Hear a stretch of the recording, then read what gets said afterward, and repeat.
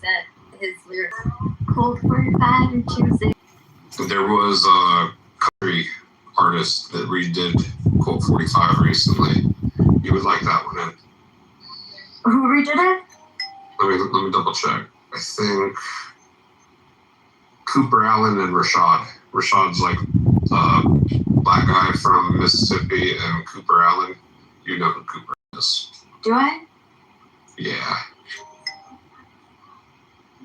Did you see what Adams is? Oh, Adams went hard at Raising Cane's today. He got a whole 6-pack of those chicken tenders from Raising Cane. I've never had Raising Cane's. I heard it's good. What? Raising Cane's is a staple in the South. You've never had Raising Cane's? Never taken me. Because you're Why don't you- bougie. Well, but I don't Because really. you're bougie. Because I'm bougie. I guess. I don't like chicken burger. It's the stupidest thing anyone ever write to somebody. If you wanted to get somebody and take them to jail, like, that would be the perfect note you would write. You know, they claim that Shelby's also said that she doesn't think dinosaurs exist and that the bones are fake, right? Wait, I don't believe shit like that. People take the things that she says out of context all the time. Wait, what did you say Nina was stupid? No, this is good. This is good. Are you guys talking about the Charlie Kirk? Yeah. Yeah, but Andrew, I didn't watch the free trial hearing. He was asking Andrew why we let Taylor call stupid.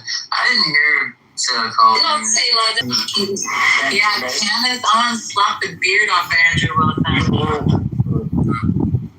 I just can't stand to watch either of them for more than 20 minutes at a time. I only have so much faith. I don't agree with that, but I will say she did better than I thought she was going to do, because I thought it was going to be really bad.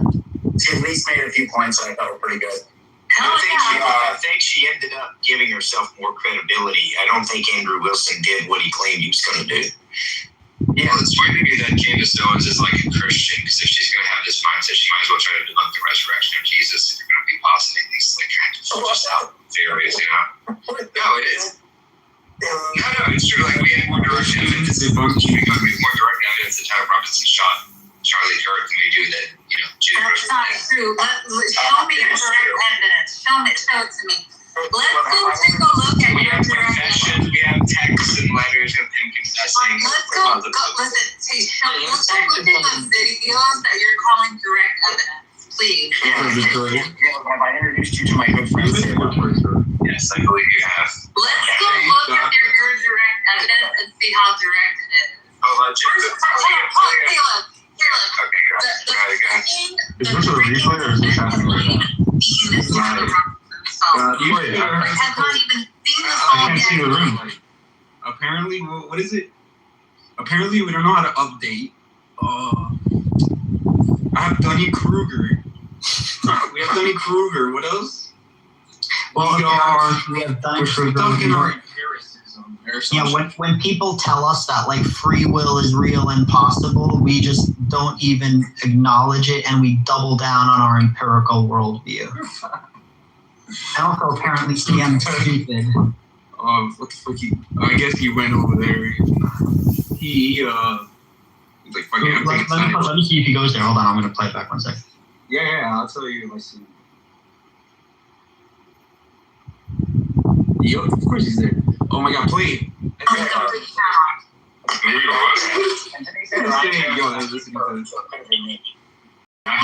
way, Andrew, before you get on this as a tangent, what are your thoughts on James PTR? I believe that, especially. I think I was going to say. Come on, the friction talk.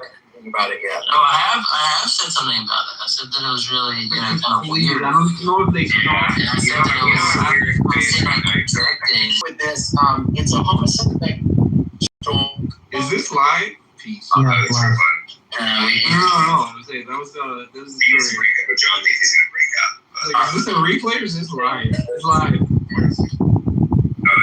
This trial has taught me. go You're bringing up Andrew. John Lee is married. Must be the Israeli government. This trial has taught me how much people go off of hearsay than actual, like, what they know. Like, this trial and what Kenneth Owens said, when people come back and they say things, I now know how much people just go off of like a clip that they saw. I'm kind of like happy for Abby. And very back. Sometimes like feel like she doesn't take this shit too serious.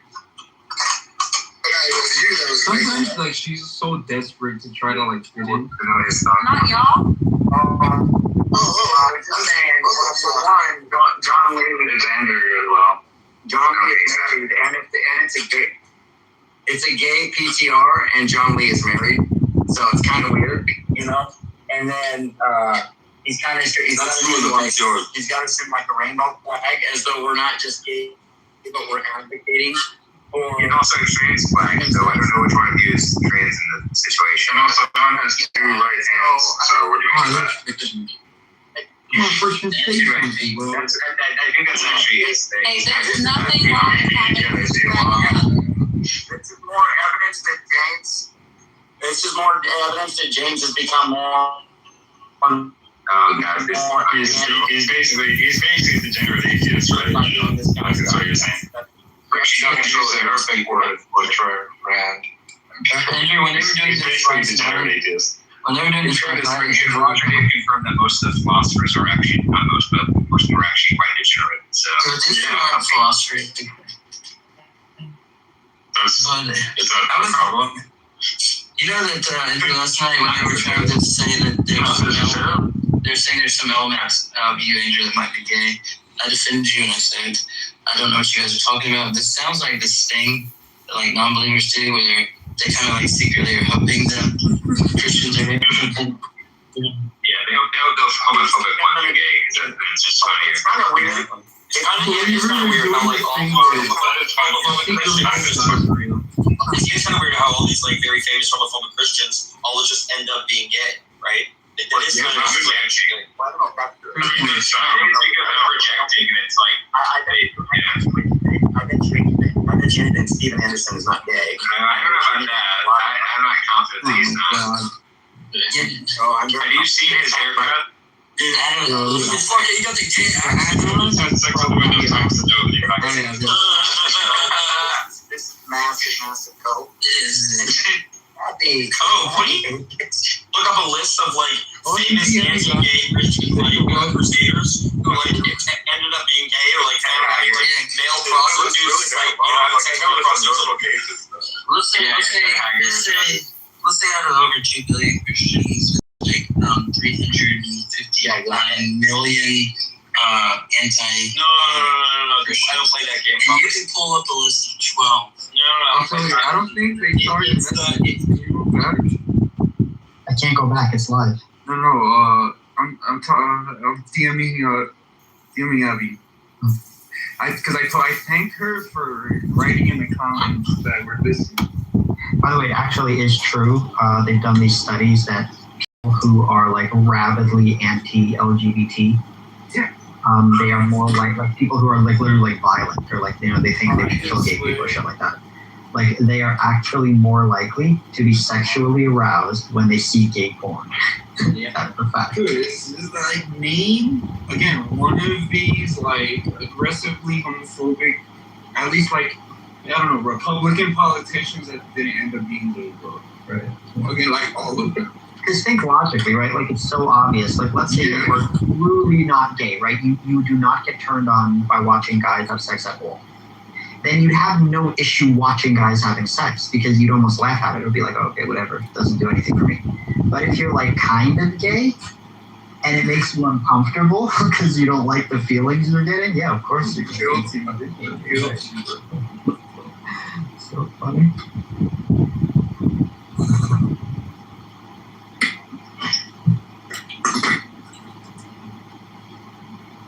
Yeah, let's see what Abby says. I told her, I'm like, can you go back? I don't think they saw your message. Can you go back and like tell them again that like, we're listening? I just wanted to talk about it again. But like now, knowing that we're listening again. But like what's crazy to me is like I'm just for fun as like an anthropologist, I try to see it from their point of view. And like from their point of view, they really think that like we don't update. So let me make it clear. They want it when they tell you free will is real, and you point out that makes no sense. Here are the issues with that. It's contradictory. It's not empirical. Doesn't map onto the way reality behaves. They think you're not updating, right? They don't say you refuted my position. They say you're not updating. Yo, Coco says, dude, Andrew, bigotry, no way was new.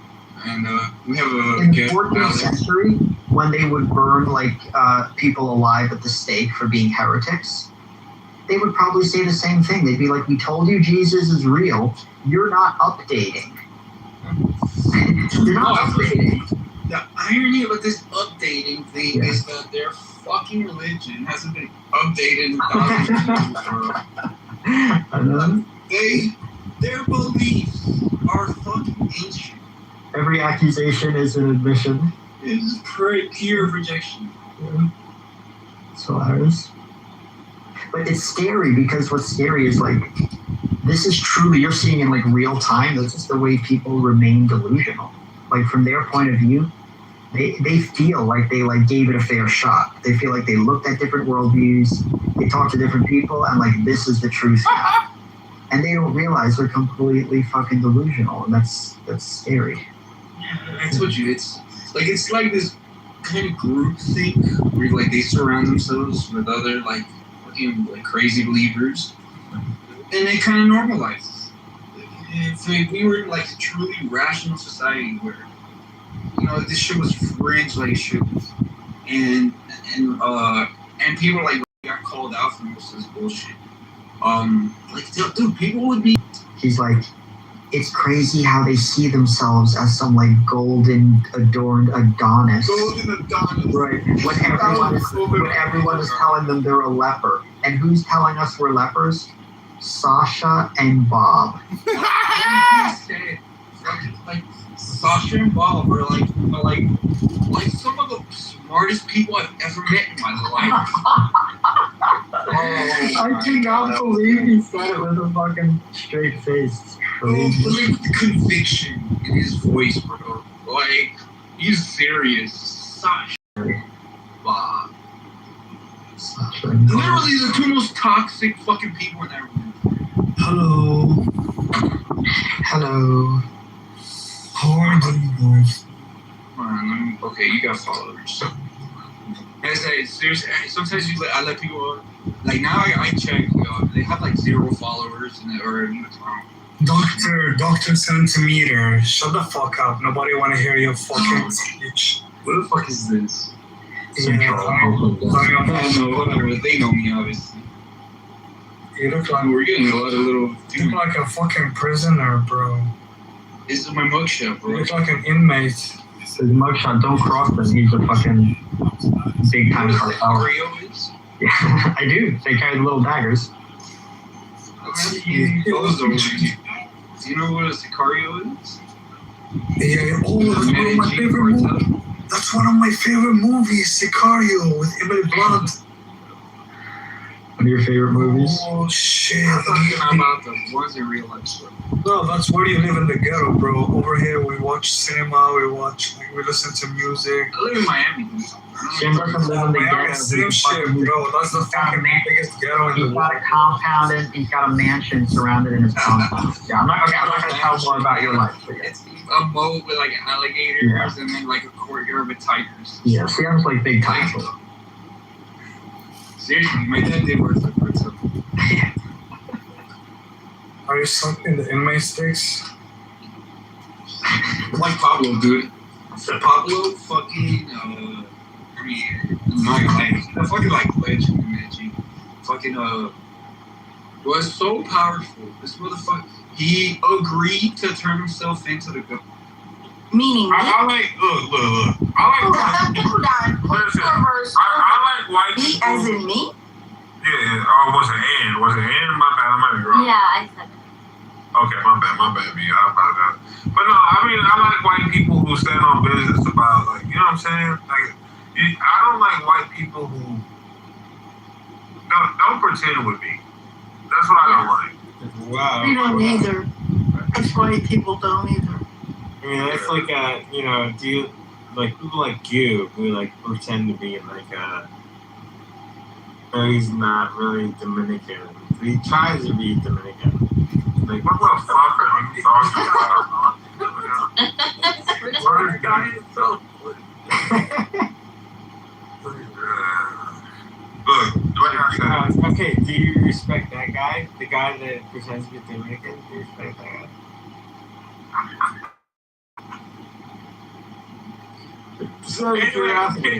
Carry on. What were you saying? Yeah, nah. Like, I like the white people who like have respect for their culture. That's right.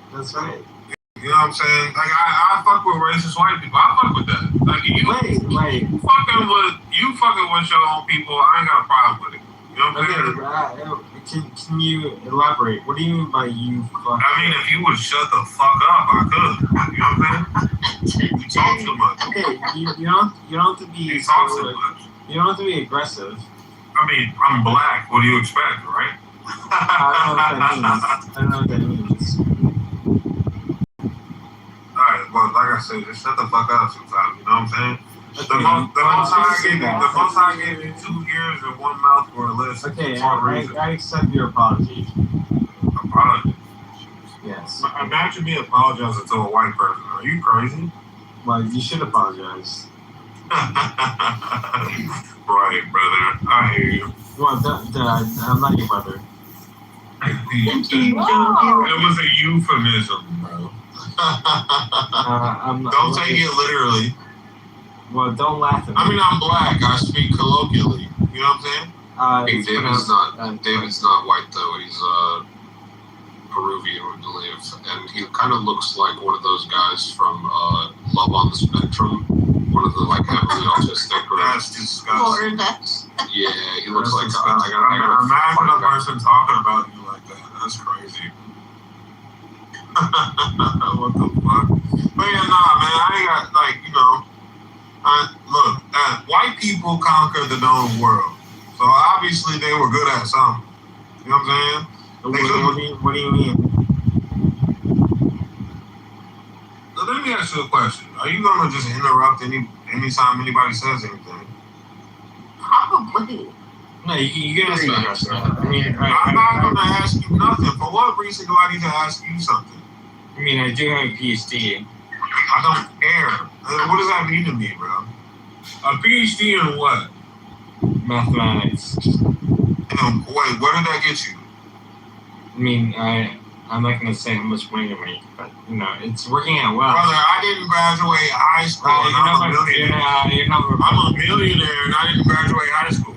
Well, so what does that mean? $1 million. I worked for Tesla and didn't graduate high school. $1 million is not that much money, so... Did you just say $1 million is not that much money? Yeah, that's true, though. It's not that much money. I don't know. Maybe you Are you crazy? maybe you say $1 million. Hey, let me ask you a question. Hey, how much money do you have to make every year? How much money do you have to make in a year for you to be a 1%? Oh, that is good. I'm not going to answer your question. With all due respect.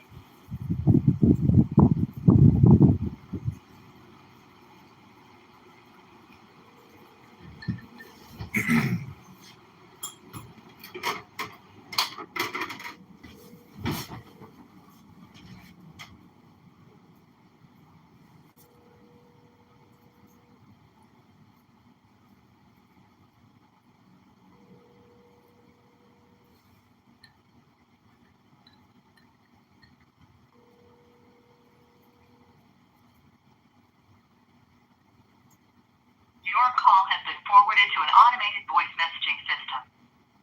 4-1.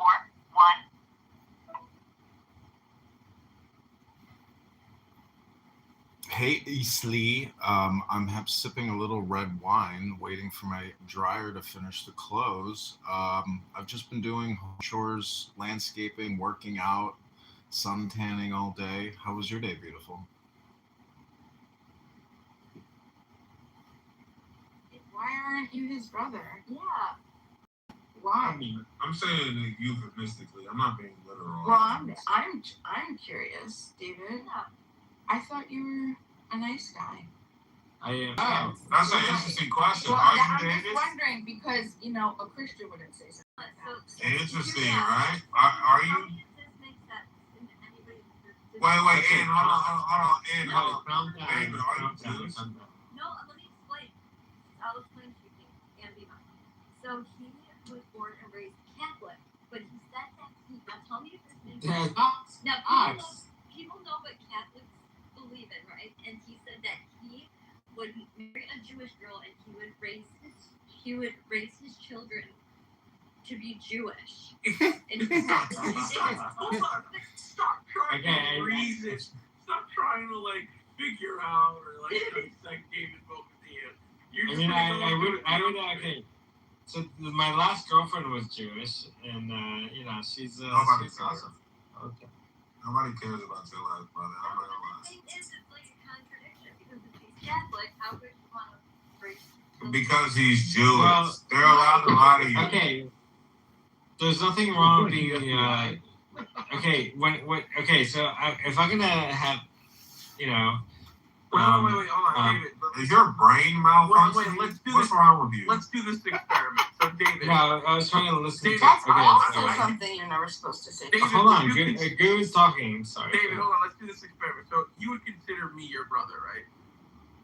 Yes, you're one of my good friends. You would consider Joe Hero to be your brother, right? No. What? Oh, interesting. This man's a simpleton. What about William Wallace over here? He's cool, but not my brother. No. Okay. Would you say I'm your sister? I'd like you. Yeah, you're cool. I always consider you. Okay,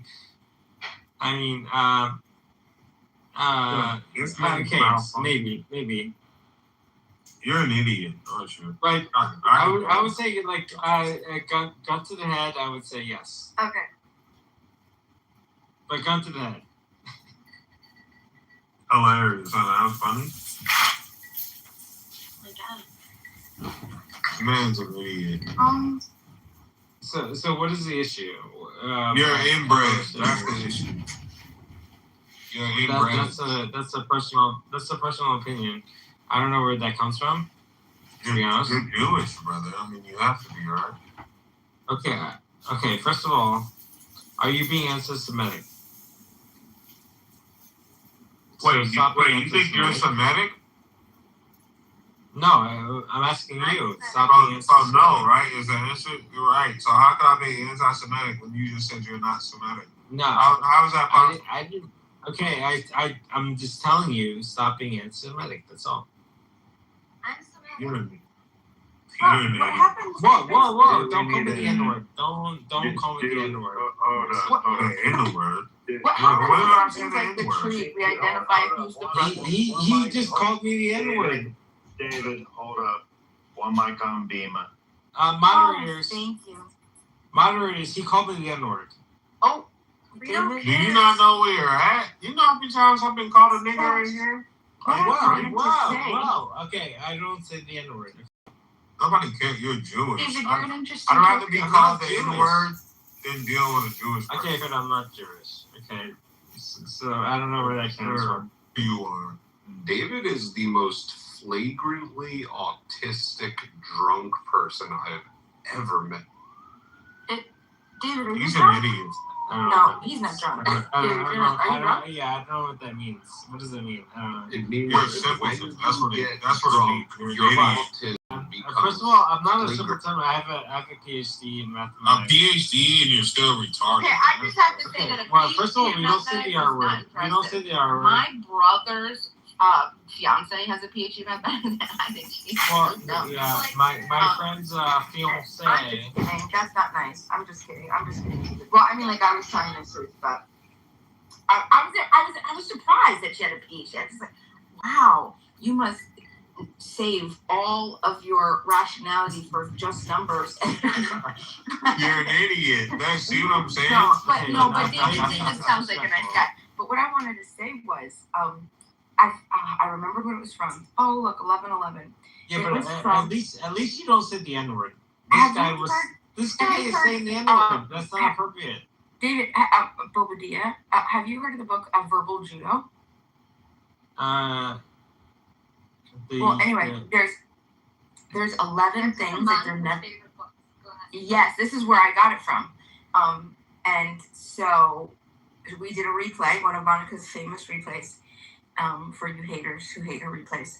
And we went over the things that you're not supposed to say in a conversation. One of those things is calm down. Another one that I heard tonight is, what's your problem? Another one is speaking in universals, like you never, you always. No, it was written by Jerry Jenkins, or George Thompson and Jerry Jenkins. So my therapist, like when I talk to my therapist, but wait, there's like more. She always said, I'm sorry. So there's others. Hey David, do you know what Dunning Kruger is? Hold on, wait, let me get through I'm this. sorry, go ahead. Say again. So yeah, I was just gonna say, like, really quick, like, you know, when I talk to my therapist, who I see I'm gonna see her on Thursday. The Dr. Cat. Nobody gives a fuck about you. Like, what the fuck? No, I was gonna say, like she, you know, makes me realize, like, with all due respect to people in this room, there's some very not nice people in this room. Look at you, you can't even think. Are you? Well, I'm talking you have a PhD and you have to listen to a woman about your life? Well, I mean, yeah, my therapist is a woman, yes. But, okay. No. How dare you? No, of course not. You fantasize about sleeping with her? No, of course not. Does she fantasize about sleeping with you? I'd like to know those questions. I mean, you have to ask her. I mean, I don't know. I don't know your therapist. Definitely not. I can tell by the way. No woman to be with you know, with all due respect, you guys are being very inappropriate. No, we're gonna start debating Jung versus you know, versus Freud at this point. So that's what we're going that's with. like you know, when I was in the room earlier today with my Jewish friends, and we were talking about. Oh my God, you lose. This is the real photo of David Bowie.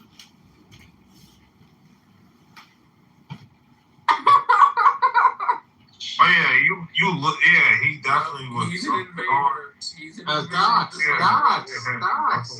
know, I give it up to him. He is tall for Peruvian. How many Peruvians have you met? They're really assuming things of people. Dude, I mean, you know. Okay, I'm not gonna brag. You're an idiot. I'm not gonna brag. You take too long to think, okay, bro. 1 second. What the white people that can think? Give me the fuck. Like, what the fuck, bro? Okay. Now everyone's white. Now, where did I come from? Okay, but are we ready for an intermission? But Yes. you know, Yes. Interrupt. you know, David, thank you. No, hold on a second. 2 seconds. No, For the record. Hold on, David. We're breaking for an intermission. We'll come right back to you.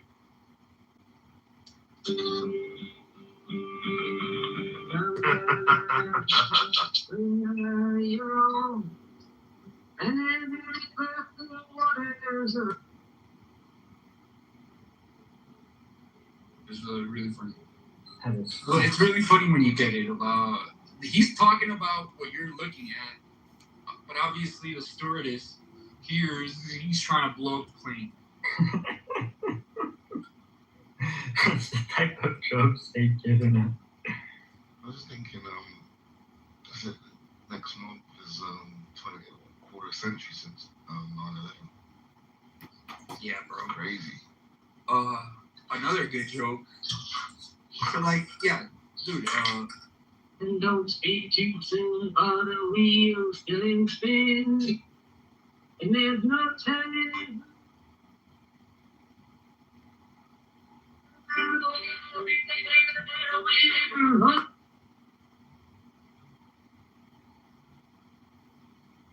Still every whisper of the wind, so like a flame, strength and unstirred, burn up thy being in one word.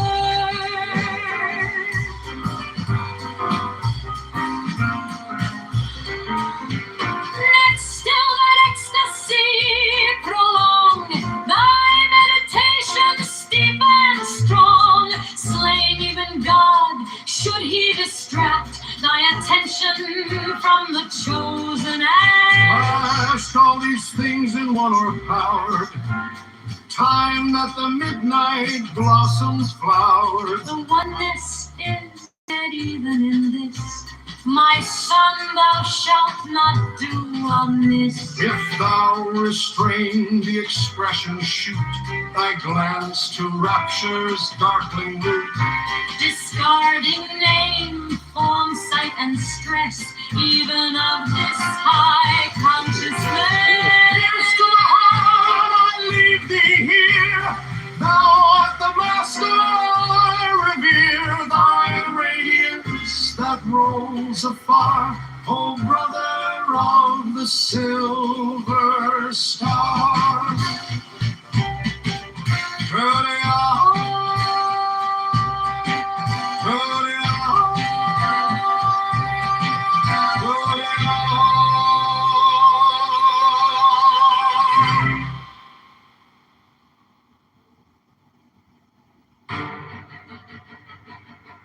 There is one light of the sun, though it is distressed.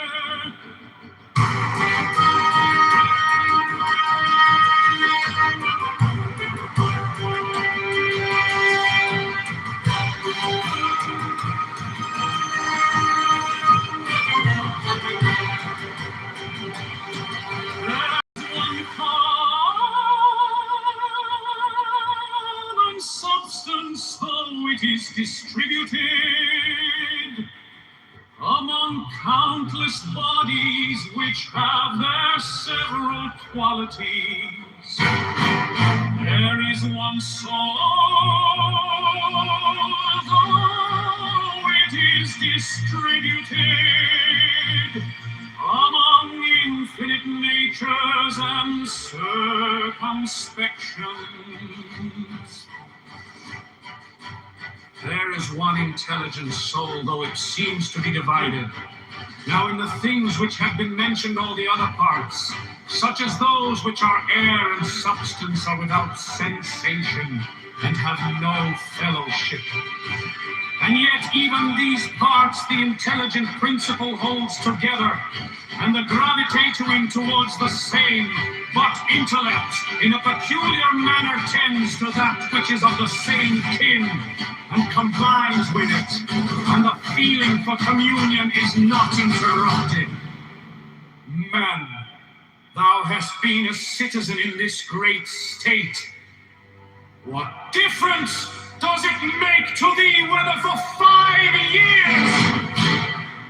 For that which is conformable to the laws is just for all. Where is the hardship then, if no tyrant nor yet an unjust judge sends thee away from the state, but nature who brought thee into it? The same as if a praetor who has employed an actor dismisses him from the stage. But I have not finished the 5 acts, but only 3 of them. Thou sayest well, but in life the 3 acts are the whole drama. For what shall be a complete drama is determined by him who was once the cause of its composition, and now its dissolution. But thou art the cause of neither depart them satisfied. For he also who releases thee is satisfied.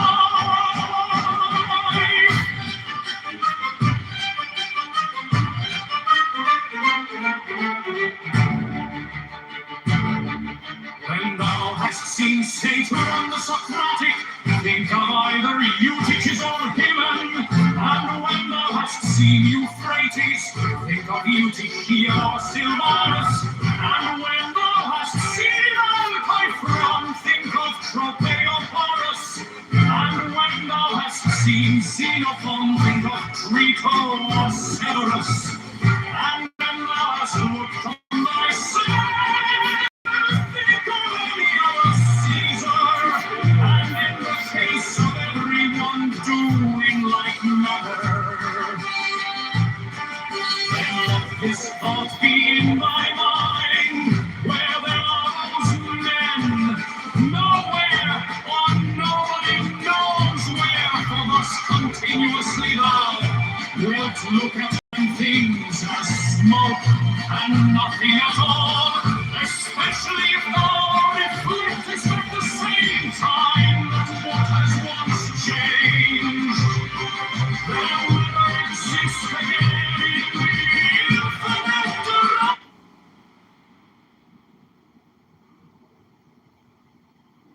direction. He says you're rich. I'm a millionaire, brother. A millionaire.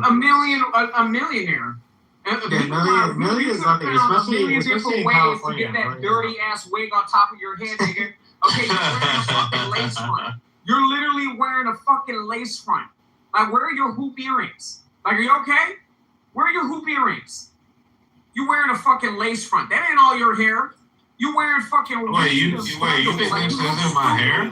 You look stupid. You look like the nigga version. Nigga, what I look like my mom? What I look like my mom wearing a lace front? Are you crazy? You look very stupid. Are you crazy, bro? Well, a black man wearing a lace front is disgusting. Never, brother. Never. Yeah, but you have to agree, like $1 million is So get that rug off your nappy head. Hey, I'm not gonna lie, brother. You're poor. Whoa. Arguing with me is insane. You should argue for your own people and shit. You said you're black though, right?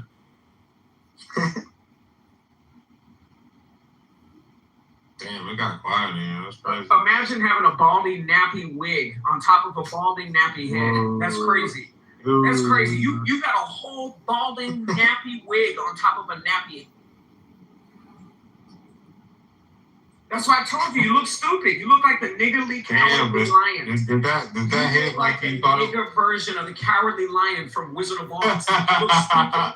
You should put your bows in your hair and put on some blue earrings. You said I look like the what? Yes, you look like the nigger version of the cowardly lion from the Wiz. That's what you look like. Oh, the black one. You look stupid. You look stupid. You look stupid. You need to accept the fact that you're old. Accept the fact that you're old. You're over the hill. You don't need to stop acting like you're young. You look stupid. Who said I'm young, brother? I'm 31 years old. Who said I'm young? Well, you look like shit. You look like you're 30 years old from 90. Like you look like shit. What do you mean? Wow. You up on Clubhouse worried about other people. You look like shit. Nigga, I'm never on here. Wow. Put it like this. You were on here in Woke's room the other day, weren't you? Yeah, you don't. Yeah. I get on here when I'm fucked up every once in a while, like every couple of months. Hey, calm down. But I will say this though. I'm gonna be honest. I like arguing with niggas. You know what I'm saying? But every once in a while though, I disappear. Like I got invited to this app, bro. You know, like I was on here when this app first started. All right, so I don't spend. All right, calm down. Calm down. Listen. If somebody made a meme, and you have 2.1 followers. You look stupid. 2.1K followers, bro. And you're on here all the time. You look stupid. Okay, well, first of all, don't tell me that. No, shut the fuck up, you dumb goddamn beaner. Go back to fucking Peru, wherever you're from. There you go. Yeah, see, I fuck with that man, bro. Well, in fact, they're the type of white boys I can deal with, bro. You know what I'm saying? Well, I can deal with that. Pepe is not white. And I'm from New York. I'm not from Yeah, but you're Peruvian beaner, despite being from New York. Well, I was born in the U.S. Wait, why'd you just let him talk to you like that? Why'd you let him just talk to you like that? Because he knows that he can't do anything about it. I'm okay with You should argue with Pepe and Joe anytime they say Pepe's anything. fine. No, he's really not fine. He's racist as hell. But Well, it sounds I like like, it though. it sounds like you're more racist. No offense. I mean, me and Pepper are neck and neck when it comes to racism, you know? But you not arguing with somebody and they just talk to you like that is disgusting. Well, I'm actually arguing with you. Yeah, but you're dirty eater. You need to shut up. Yeah, but I do have PhD. It's fine, eater. You know too. Wait, are you a millionaire? I'm not gonna answer that question. He's a trust me. There's nothing wrong with being a trust me. In other words, he hasn't earned the money his family thinks. Exactly. Imagine me trying to argue with you and you inherited your wealth. How dare you? What did you do for your wealth? But you inherited, so in other words, you did nothing for you. Which literally, if you inherited your wealth and you flex on being wealthy, I never flexed anything. That's stolen valor. No, that's stolen valor. Stolen valor, literally. Absolutely. You did not go through the grind. You didn't make it to the bottom to the top. Any of that shit. And so you can sit here and say, but if you didn't earn it yourself, you deserve 0 street credits. You didn't do it yourself. Exactly. And I can tell by the way that you talk that you're an idiot. Like every single time that you talk, you start stuttering and shit. Your brain doesn't even compute at the rate that it should. Shut the fuck up. What does it even mean? So you don't know what the fuck I mean. You're an idiot. I really proved my point. Watch it out. He's too drunk. Dave's too drunk. I mean, I'm drunk too. David Bobadilla, I understand. It's like, you live the soft life, you your parents, you think you're cultured because you have parents who can afford shit that they earned and afforded to you, but you could not afford to yourself, and that's amazing.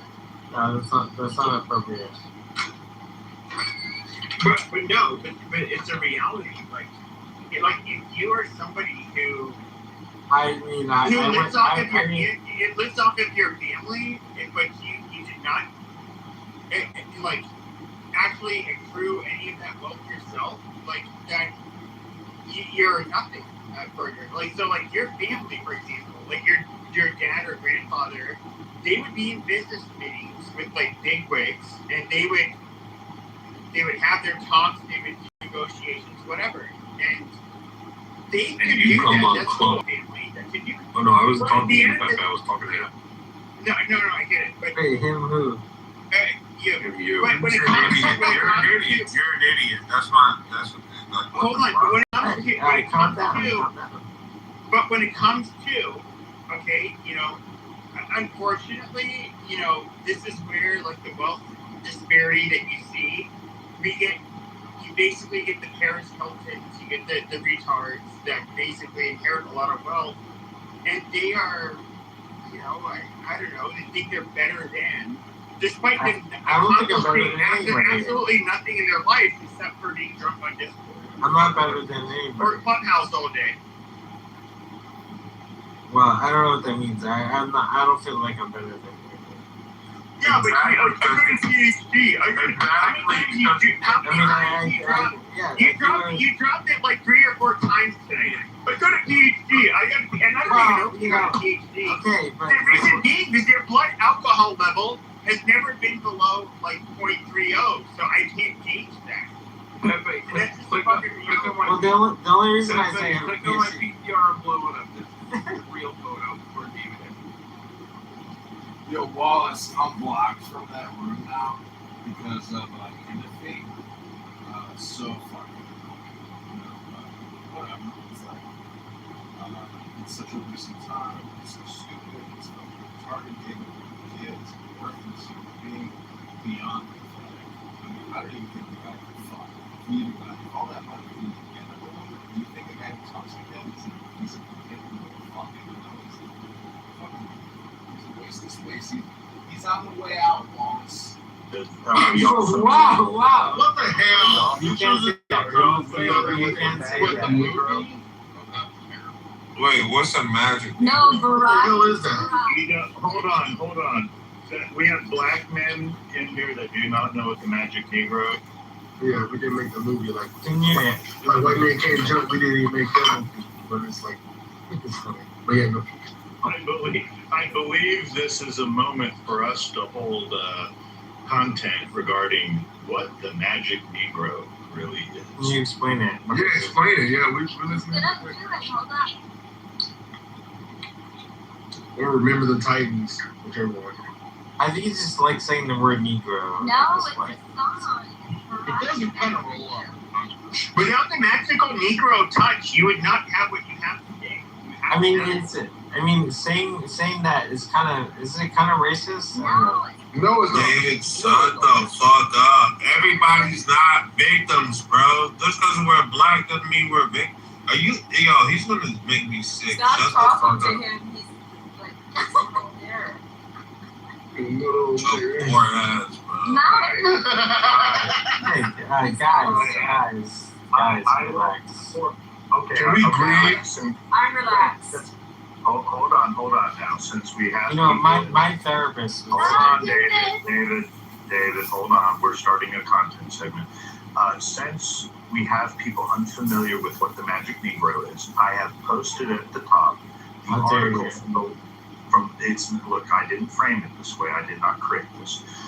From the top right here, you can see a pinned post in the Jumbotron. It's an LA Times article that was written in 2009 about the Magic Negro. And what the Magic Negro is that there was a belief that there would come along a black man. What you're saying is making me very uncomfortable. I'm just reporting it I should for the room. Yeah, can you stop saying the N-word? I'm not saying David, why don't you go to the hallway and come back in 5 minutes?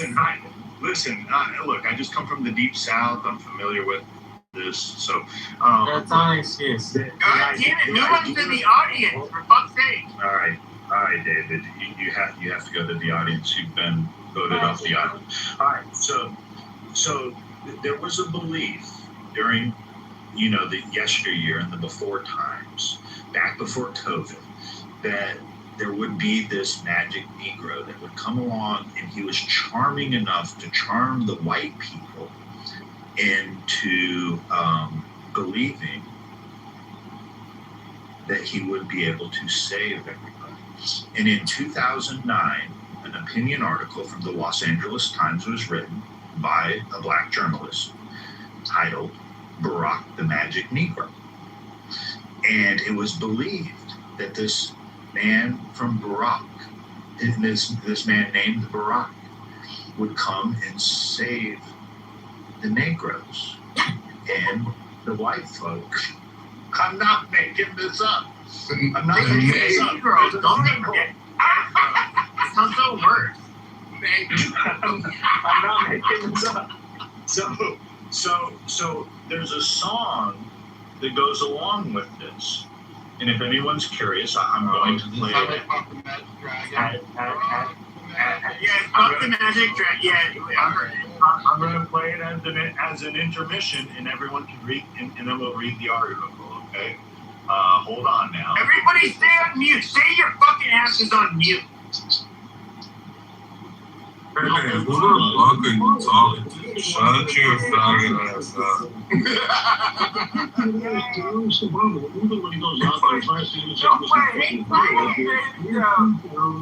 Down for the struggle. Hold on. I need one mic. That's Sharpton's Blackberry. Is that your recall? Now keep in mind, this is a day where BlackBerry service and Black. Friday was a bad day for BlackBerry. It was Thursday and Friday. I never lost mine. Well, I lost mine on Saturday a little bit in the seat board, but nonetheless, there's the black dialect for the urban national network and so forth. Let's go back to March 5th again. This is Selma, Alabama, and this is Obama talking about having been in Selma before. To the side of my conception, I am the fruits of your labor. I am the offspring of the movement. So when people ask me whether I've been to Sybil, I'll tell them I'm coming home. Okay, so she's trying to illustrate here he is down for the struggle. And in this next bite, this is at the National Urban Network, Obama says that he shouldn't get black votes just because he's black. I should not get the support of the African American community simply because I'm African American. I don't believe in that. That is not what America. Well, you better change your attitude because Hillary certainly thinks that. I mean, that's exactly what Hillary did. Guess they patched it up, folks. I guess Sharpton never patched it up since Obama showed up at Sharpton's big boot.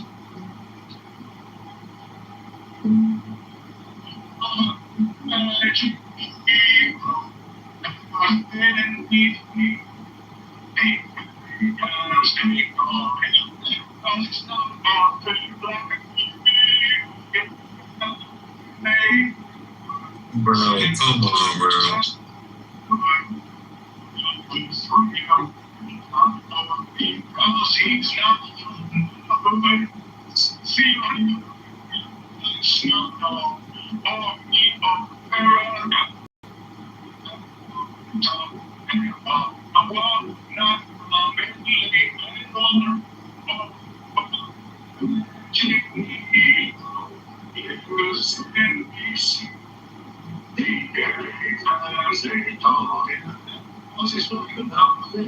Alright, bro, what are we doing here?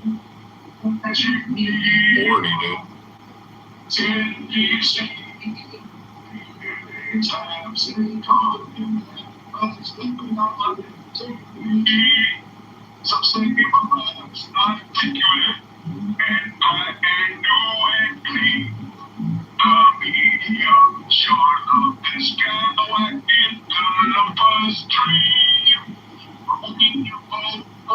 Alright, bro, can we stop this shit? You know this isn't real, bro. Oh, you're gonna go down.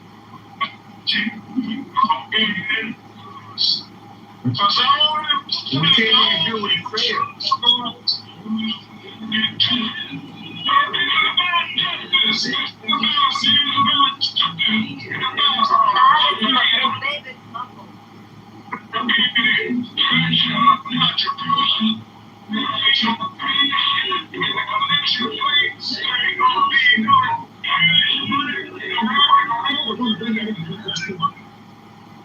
Now, why would the LA Times frame Barack Obama? Babe, it was really muffled. You couldn't make out the word.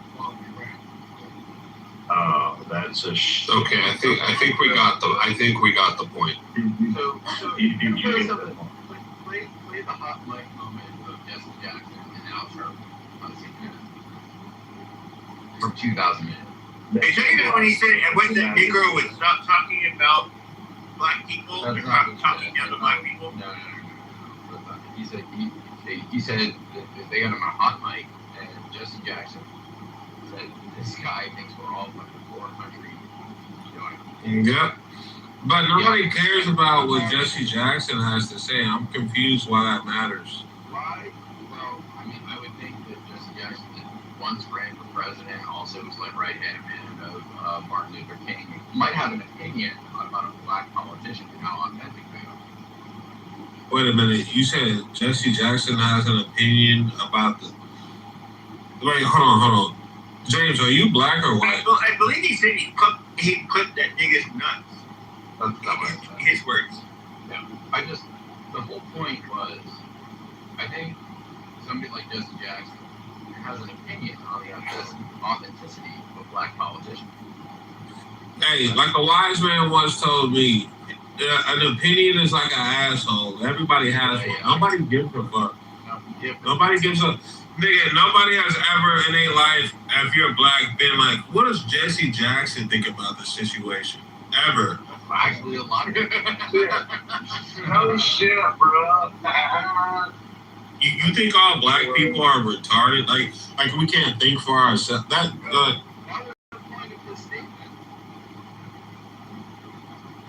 Supposed to speak for black people, we're supposed to listen to them? Is that what you're saying? Black is very universal. Like, it's all over. Like, Exactly. These different colors were, buddy, dark, black and dark brown, you see that they were all over the planet. So it's like it's a misnomer, definitely. Like it's just like saying, hey, you're European is all Caucasians. All of them are Anglo-Saxons. No, they're not. They're diverse. Yeah. Some of them are Jewish. Would Yeah, you yeah, say in yeah, the United States, which states would you say are like most cultural? Oh, I guess what you said. What did you say? I said in the United States, which states would you say are like most cultural? I think every place is a culture. I don't know. Culture. Yeah, that's a very weird thing to say. If you're talking about The high population states. I think she really, when she said cultural, she meant New York. Oh, like black people, whatever. What? I don't get that stuff, man. They say that in our churches. They be saying it like that. Evangelicals. You know, that means like white churches. They say culture. We'll do this now. Like culture. Everything we're doing is culture. And some of the things y'all enjoy is actually come from that quote-unquote culture. Oh, see, when I meant like cultural, so like, okay, like states, like Dearborn is obviously like a lot of Arabs. So I meant like cultural in that sense. Yeah, we're not the same type of black. Yeah. If we're like, hold on. If we're going to talk about Michigan in particular, Yeah. we can look at Motown. We can look at what the fuck was his name? Something Berry. We can, hold on. I'm saying Chuck Berry, bro. There's no Chuck Berry. There's no denying that we culturally, this is where I extend my hand to black people. That in We don't need States, your hand, brother. the amount of like, for example, musical, innovation that they had, that was grassroots. It wasn't like manufactured. That literally dominated the fucking world. You have to give African Americans their cards when it comes to that. That's one thing nobody can deny. Just music, huh, Pepe? No, I was gonna say like I used that as an example when it came to Detroit. Copy. All right, bet. Yeah, Motown, and then when I was in New Orleans, Joe, like I didn't realize like the music culture and stuff until I saw it in person how like really talented people are in Louisiana, and it's like seeing people second line dance I'd never seen that before. That was pretty awesome. Yeah, my ancestors, they come from there. My great grandma, she was from there in Baton Rouge, but it's cool because a lot of the Indians are down there too. They blend in with black. You mean Native Americans, right? Native Americans, yeah, basically. Yeah, that's what I mean. We use different terms. I don't know why we do that, but it's just. Was it Drew Breed was one of them, right? No. Hey, Rob. It's not that niggas are not pretending to be. Hey, niggas are with me. Hey, let's not skip over this. Let me clarify this. So they represent themselves as Indians is due to the atrocities that they face. That's not the reason why. Yeah, that's not at all. You're way off. That is that's why the Mardi Gras Indian. Brother, that's why. Go ahead.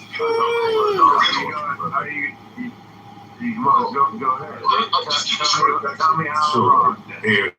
Here's why. Because they used to stay together. So during the misogyny law era and stuff like that, where white could only marry white, black could only marry black, and brown could only marry brown. That wasn't hold on.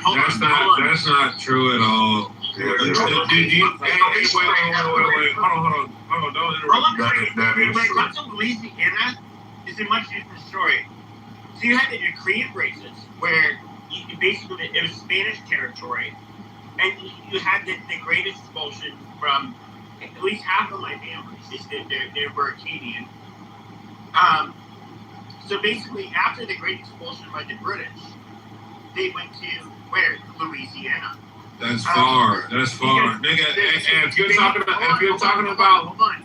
about New Orleans, What are you? Hold on. Do you think I'm an idiot? Hold on. You talk so much. Don't be disruptive. Okay. I have not been talking too much. I've been Be succinct. Everybody who speaks, be succinct.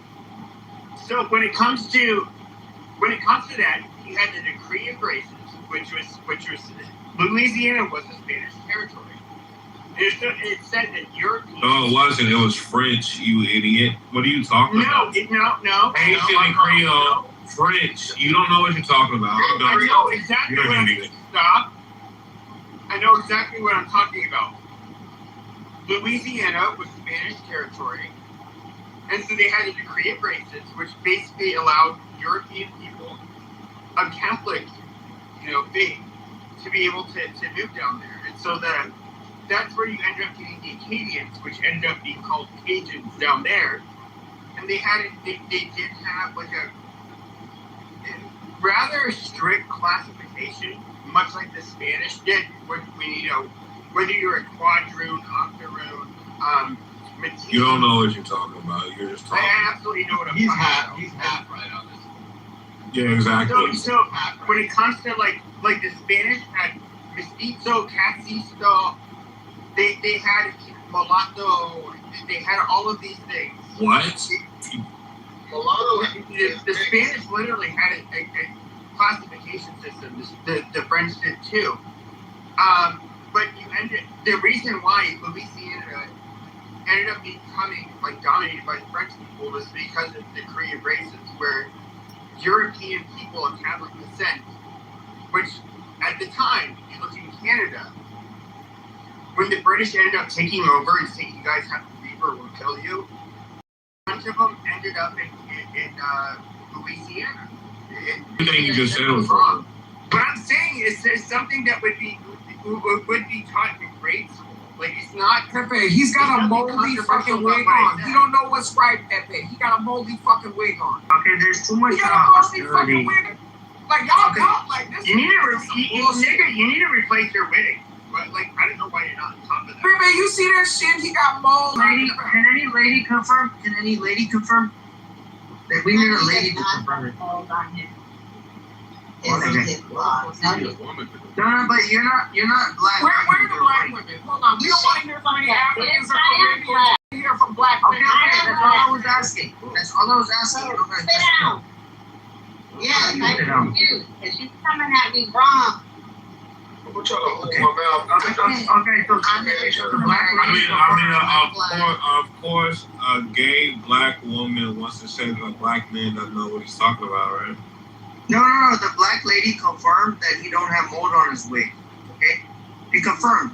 It's a black lady. Here's the thing. We are married. One more black lady on the bottom right hand corner. That's mold. You don't wash his shit. Wait. We have one more black lady. Hold on. Let her give her opinion. Ona, tell us your opinion. Does Pepe have mold on his wig? I just looked at the picture. Yeah, does he have mold on his wig? I wouldn't call it mold, but it does look kind of crazy. Yes, it's mold. It's mold. It's mold. I don't get it.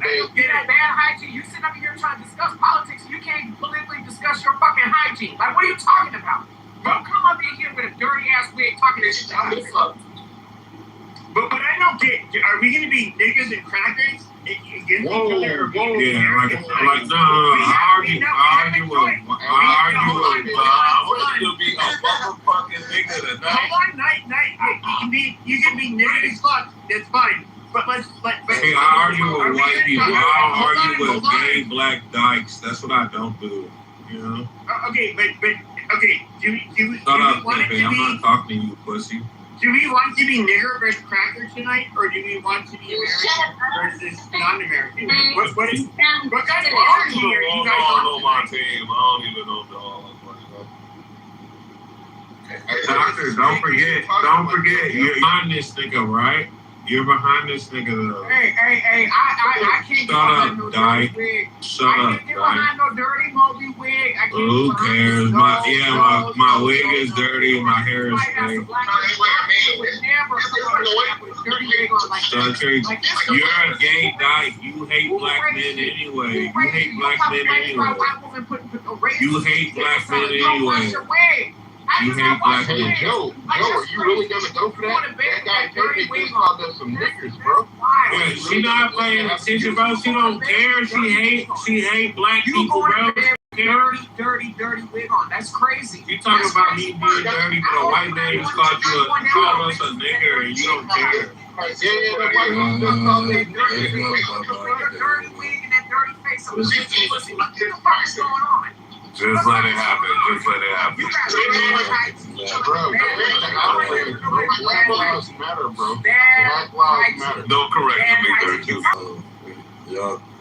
You black monkey bitch. You wanted to go against the whites. Is that what you want to do, you nigger bitch?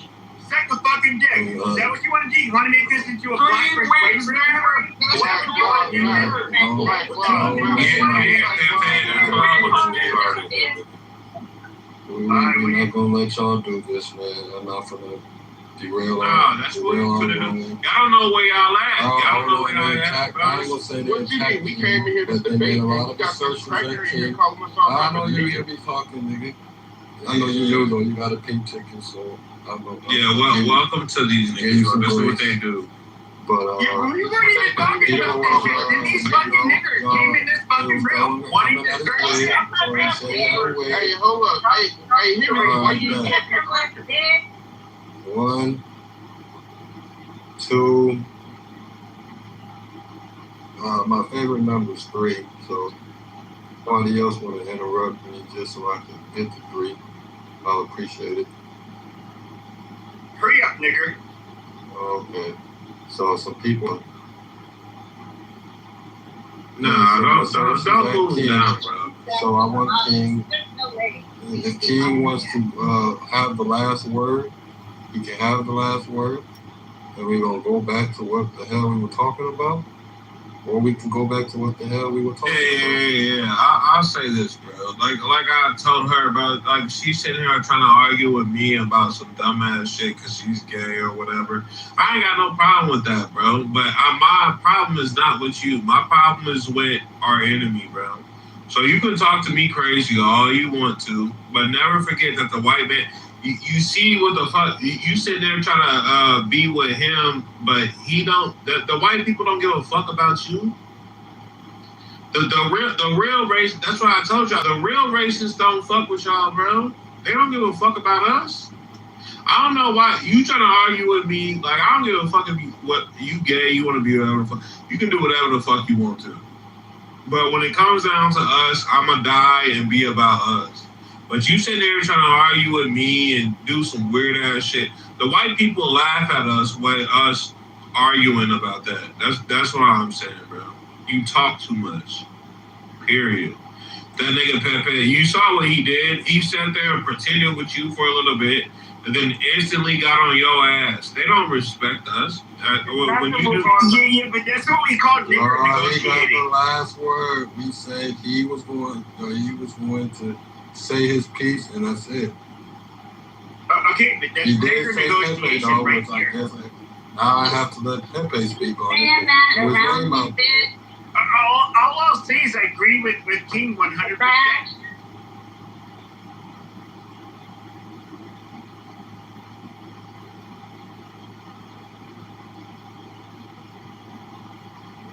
Oh, now you people are quiet. That's amazing.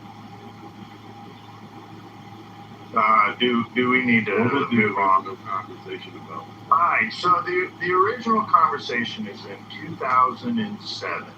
An LA Times journalist wrote about the magic Negro, and what he talked about was that there would be this figure that would come along that has no past, and he simply appears one day to help the white protagonist. Now, why in 2007 this article was written in reference of Barack Obama, and why would it be framed as such? The plate scared us.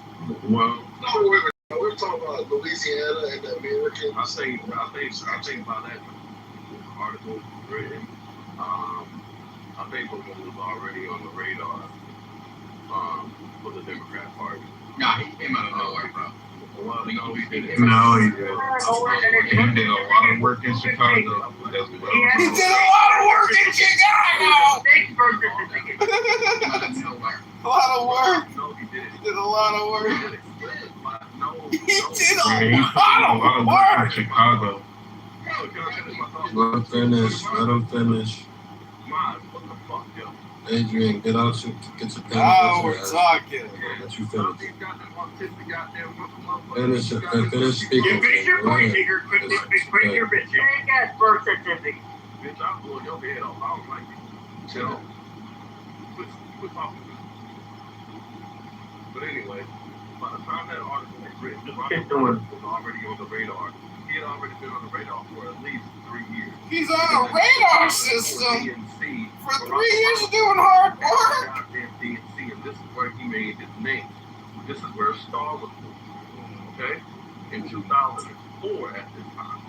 Now, mind you, he was only in the Senate for 2 years before they urged him to run for president. By the time he jumped into the presidential race of 2007, well, Barack Obama was already named, and he was a rising star. He was a rising star.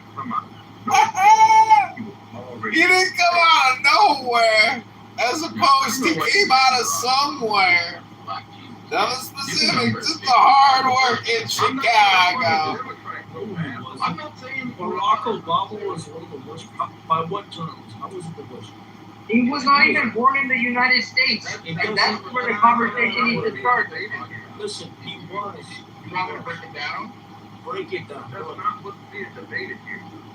Listen, he was the most consequential president of anybody proceeded in the Affordable Care Act. Yes, that's terrible. How? Okay, you can argue it's terrible. Can we keep it in context of 2007 of the article? Listen, the Affordable Care Act was the most consequential piece of legislation that has ever been passed. Are you serious? 100%. Yeah. Who's talking right now? Who's talking? Who's talking? The Affordable Care Act is the most important legislation and spending package ever drafted by anybody. That's that boy from Nepal. That boy from Nepal. Fucking bankrupted the country. That boy from Nepal. I know you're not American talking like that, bro. Yeah, so Richard. He's from Nepal. Hold on, let's bring some context into this. Hold on. To be fair, look, we weren't talking about Obama's presidency. This was the lead up to Obama's presidency. However, just so everyone's aware, if you're paying very expensive rates for your health care right now, that's due to the Obamacare because they had sundown. Shenanigans. That's not true at all. No, this is very true. Hold on, this is very true. They had sundown. Trump is the one that changed he took away the Obamacare. The one thing you're not would run out. Now those subsidies have run out. Now we can complain about the Republicans and the Democrats not doing anything about it. But to say this is the most influential legislation ever in place, bro, this was just a money grab. It's only made elitists rich. What has it really done for Americans? Yeah. So what you guys, if you're not old enough to actually be an adult and a citizen when this actually went down, you have no perspective. Okay. And I'm not saying that being pejorative or being fake. No, I agree with that. I do. So then why are you talking about World War II? Why are you talking about I'm not talking about that. You're working my mouth. What you're talking about, the basis of this was Romneycare. Okay, Romneycare was excellent. Romneycare. Mitch, you talking about Mitch Romney? Yeah, Romneycare. Oh yeah, you're an idiot. I can't talk about that. This is weird. We gotta have one mic. If we don't have one mic, I'm just gonna start voting. We're gonna try and have a conversation. So we get to the end of the 20th century. Okay, so you had Romneycare, which did a bunch of things.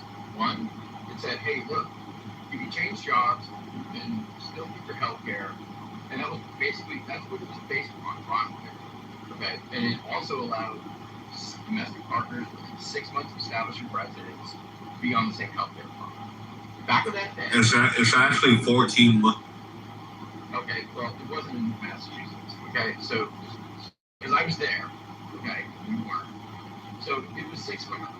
All right, so you could have pre-existing conditions, and you could have a domestic partner covered, unmarried. Okay, and everybody loved it.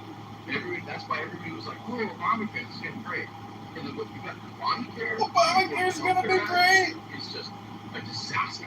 It's like an 800-page document charging boomers for selling their property and funding. Like the whole thing was a disaster. Okay, and it made nothing but healthcare more expensive in the United States. And it ruined all of it. I'm sorry, it's just the fucking truth. If you don't believe that, because you weren't there. Can I respond to that, please? Can I respond to that? And so here's the problem. We're looking for a when Obama first came into office, he said in his first inauguration speech that if they engaged him, he didn't say that the Republicans, he said the Democrats came for him. He said every people about those Your microphone is kind of bad, sis. You said some good stuff here. Yeah, can you hear me now? It's not the same, but it's not that now. It's technical. Okay. It was not. Okay, go ahead. Yeah, I'm just trying to fix that. The idea that Obama said he was coming to with both parties is something that he told us when he first came into office. And even after the midterms, when we pushed, for Democrats to be the majority in the House, and he put Obamacare or the Affordable Health Care Act on the table, they still chopped it up. They chopped it up so much to what we have today. And that wasn't his initial proposal. His initial proposal was much larger. And I kind of always put it like this. He gave an encyclopedia to the White House. Scrambling and arguing about this whole thing was played with and denied across the board. And we're still in 2026 are thinking that the shit, the Jehovah's Witness path that we got is what he proposed. It's not what he proposed. He proposed something greater. And I want to extend that by saying that after Obama's last term, here comes Trump, right? And Trump's campaign, in one of his speeches that I heard, he said that, this is right after Obama, he said that Black people need their own healthcare system. And I asked myself, where the fuck did that shit come from? So I went to AI and said, well, because I was having an argument, where did he say that? Where did Trump say that? And AI said, he said that a lot in his campaign. He just said in one speech, he said throughout multiple speeches in his campaign that Black people need their own healthcare system. I'm like, yeah, that makes fucking sense. Because he's trying, there's a Band-Aid that's trying to be fixed in healthcare in this country. That is, I know white people, I know the healthcare system in general is broken, but there's a significant problem with Black healthcare. And people in Congress and people in politics are trying to solve that problem. You mean the American healthcare system? Problem. And in the original Obamacare, he was trying to solve that problem along with a whole lot of other problems in healthcare across the board. And it just didn't happen because we have a problem in Congress, and it's not a white, it's not a Democrat versus a Republican. It is a governmental problem with healthcare and how healthcare sees Americans and how carelessly they don't care. They distribute healthcare towards us. Everybody in Congress, you have an ear, you listen. They all know that there's this problem that no one's willing to fix because it's too big a problem. And so all I want to say is, when you criticize the Affordable Health Care Act, you have to realize that Jehovah's Witness pamphlet that the Democrats squeeze through just to satisfy the rest of us is a bigger problem this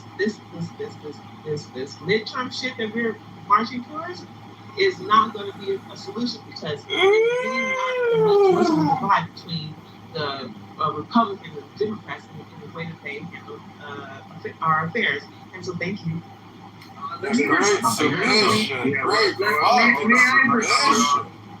Yes, we're going to get some new voices. We have some contradicting positions on stage.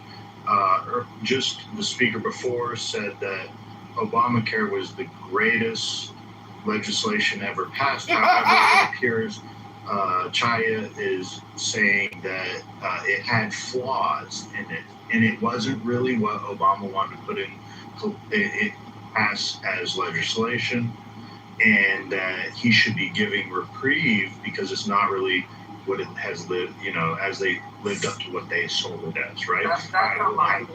It's just the greatest, it was the most consequential.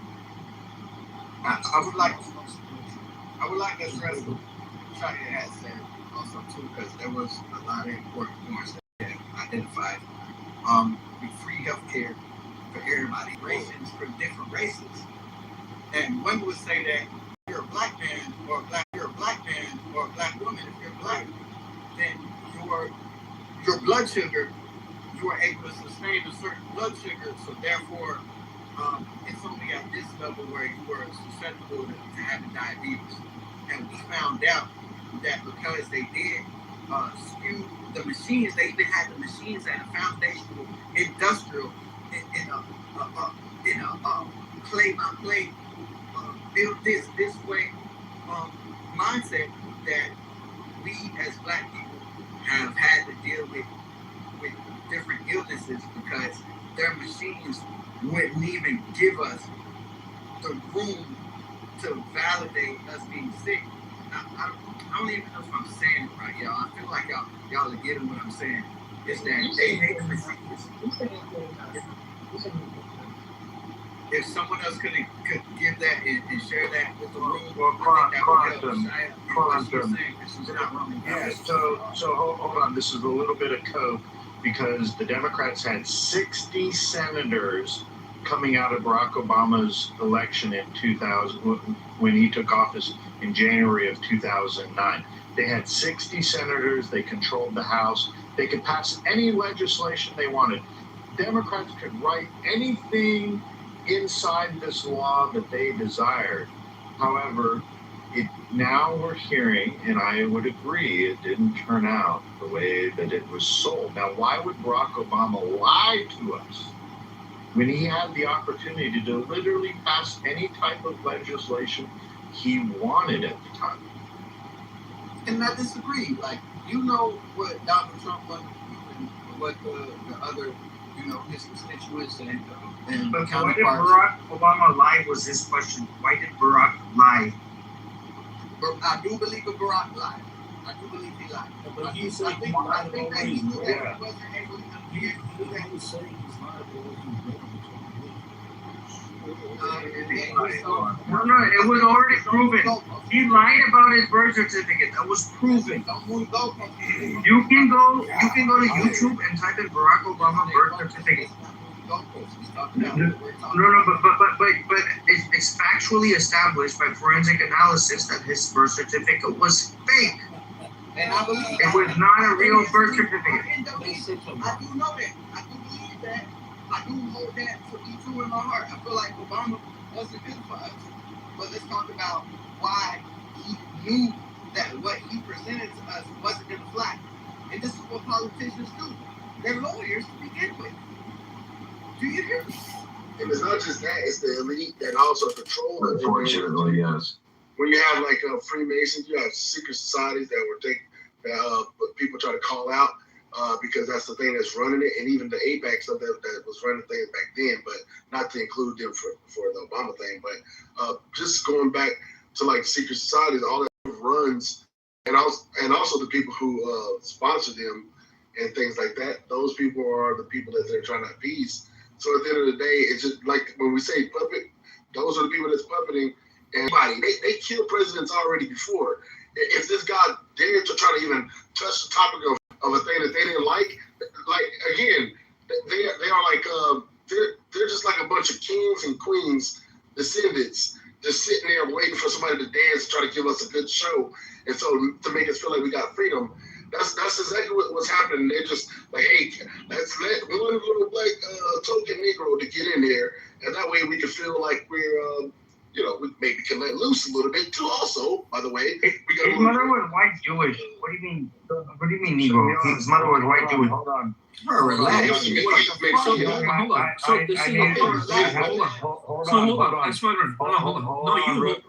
on. No, Roger, Ahmad. Hold on. Young, look, we need some clarification. Was Barack Obama tap dancing for the white elites when he passed this? Oh, they all were. But I was saying Obama. I don't think he was tapping too much. He just kept it where it was at. A lot of things got released under him, and it is made to look like, hey, your black guy did all this, but they actually know they're just using that for a moment, just to pass all their exotic things through him. You know what I mean? And they do that with Trump too. Also with Trump. Young, sorry to interrupt. Do you think racism is over, like a lot of people say, because we had Obama? I was asking Young. Thank you. Young, go ahead. Yeah, straight up, Moose. Sure. Hold on. Yeah, I think I would say racism is always going to continue until even God come back. Christ, whatever, when we come back. I think racism is a thing that happens with comparison. And I think it happens with the chain, what do you call it, the cycle of life. And I think that's the reason why murders and deaths happen. So racism happens with animals, happens with us kids, and all types of beings. So I think it'll continue until God levels things out, whatever. I want to hear what you were saying before he asked that question, because you were on the road, and I think you were coming to a conclusion that we probably would have agreed with, Young. Okay, yeah, the closure about it is that these are descendants of kings, queens, and it's all a game. It's just commerce to a lot of these people. We're just guinea pigs and descendants of people who are guinea pigs to them. And so at the end of the day, it's all look like a show. Like as a rapper and an entertainer, we all know that it's a show.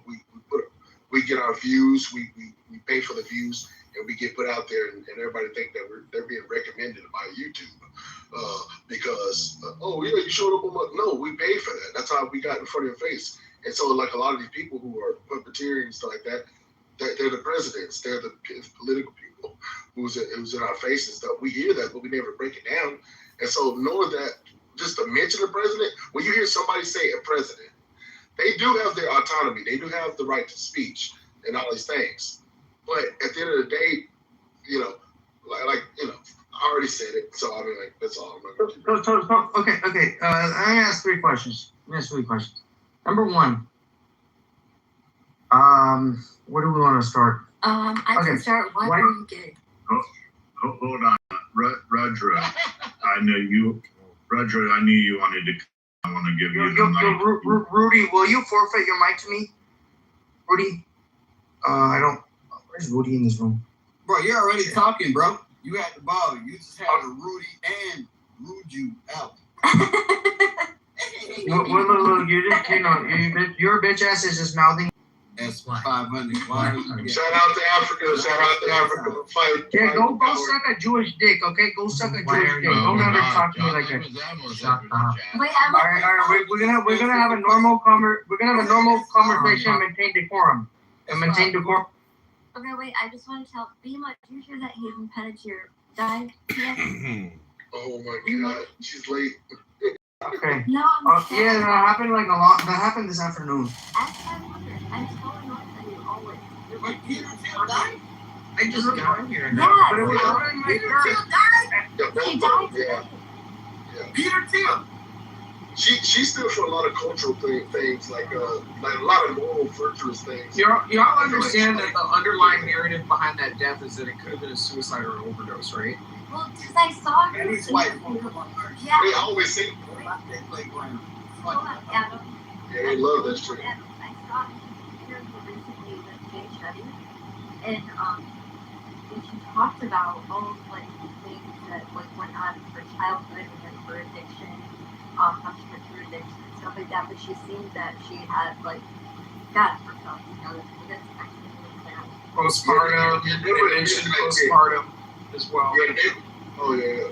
Never admit to that. Somebody just told me just recently, you gotta say I am not suicidal. Like you gotta say that because you gotta let people know, hey, that's their dirty game. But in order for you to make a rise, they gotta get you to say certain things. They know it's what you signed up for. So say at least this. That way we have you on the leash in your fame and all those things, and also your downfall. That's why I think a lot of artists get why they fall off, quote, fall off. These niggas, when I say niggas, I mean all people. Most of these artists, they are very creative until they die. So these people back up for some weird reason, not because they fell off. I don't believe any of that shit. It's in your spirit to be an artist till you die. Even if you die, it's probably gonna be there. So I think they're so weird in the music industry. It's so fucking just so I don't know, just evil. Not everybody, but they always want something. Like they can't just love you. They can't just love what you do.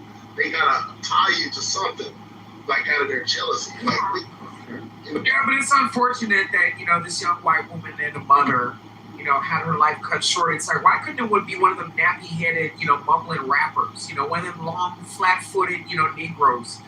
Just with the head going in 5 different directions and a bunch of baby mama bastards all over the place. It's like, why couldn't we cut a life like that short? Sucking up resources on a government dime as opposed to this young white woman that just had a baby. I mean, it's very sad. People don't respond to that. Black people on the stage don't respond to that. Let them have it. So how recently did she just have a baby? Was it like a year? Dr. Adams, don't be here. Let me console you. Don't be so sad. A white actress died. She actually is such a good actress. She's not really dead. Oh, that's not funny. Because everything he just said about black actresses is hilarious. No, I don't think that. I didn't. Notice when the doctor talked, my conscience already said don't respond to. So I'm not responding exactly to what she said, but I thought it was ironic whoever said don't respond. I was like, I felt that every fiber in my being told me, like, that was the whitest thing I've ever seen from any human. Don't respond. Don't respond. I'm just telling you, I'm saying I agree with you so much. Yeah, that's right. Listen to your boss. We know the women lead in your ilk. Don't. We know the women lead in your ilk. Yeah, she's still for a lot of people though. What do you call it? Bring It On, All or Nothing. Yeah. Remember the Titans. You know what I mean? Like she was very cultural. Like she didn't have no fear. And even as Remember the Titans, she was a badass in that mother. She did. And Hero wasn't Hero. Yeah, right, fact. Yeah. And then she was on, okay, I'm like, you're showing my age. One Life to Live. Those soap operas back in the day? Yes, I remember that. Yeah. I did not know you. That's crazy. These are the days of our lives. Yo, and is it Annie or Ann? Ann. Okay, and you know what's crazy? I used to always make fun of those shows a little bit in a sense, but I watched them though, because grandma, she always had us watch them. But you know what I'm saying? But with that glass, like notice everything was dreamy. Yeah. Like the glass was always shining. Yeah, definitely. You remember those two twins? They were like old guys. They had white hair. Can't remember the names. The names of my life, all my children. I think it's that. Oh my God. I love it. Love it. Not gonna lie, us 80s babies, we had a really awesome childhood, for sure. I wouldn't trade it for the world. I wasn't in the 80s, but I envy anybody in here that was 80s. I look at their days, like Full House and stuff. Mm-hmm. My God, man. I remember coming to the earth, seeing my brothers, and seeing the clothes that they wore and looking at the videos. I was like, oh my God, this is a dream. And hearing their music, y'all's music, oh my God, bro. Like y'all walked out of heaven, like, I don't know. The 80s was great.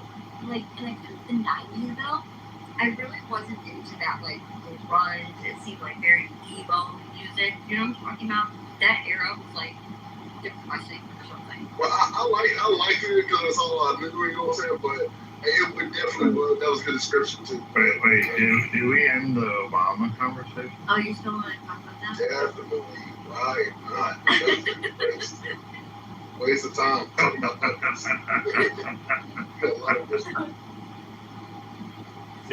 have to admit that Obamacare was absolutely awful, right? I mean, here we are again now 20 years later. This is what the modern day Democrats do, is they create this stir, a lot of like, we're going to save the world, and then it falls flat. People make excuses for why it doesn't work out, and they say, well, we just didn't go far enough. We didn't do enough. Isn't that what Chai said? I think to be critical is that when we vote every 4 years, sometimes shit like that, the parties that we put in office all let us down. They all let us down. We're being controlled by 1% of our population, and we've been controlled by a very long time. And so you have all these presidents and all these Democratic politicians and all these Republican politicians who are being bought and paying them to let us down when they're in office. You have this idea, and you want to make change and shit. You have this stubborn Democratic and Republican Party that are being sold on this in his first inauguration.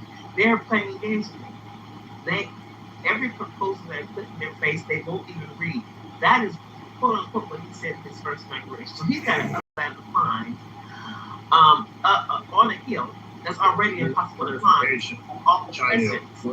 Was it because he was black? He had the ability. I would say this. No other president has said that.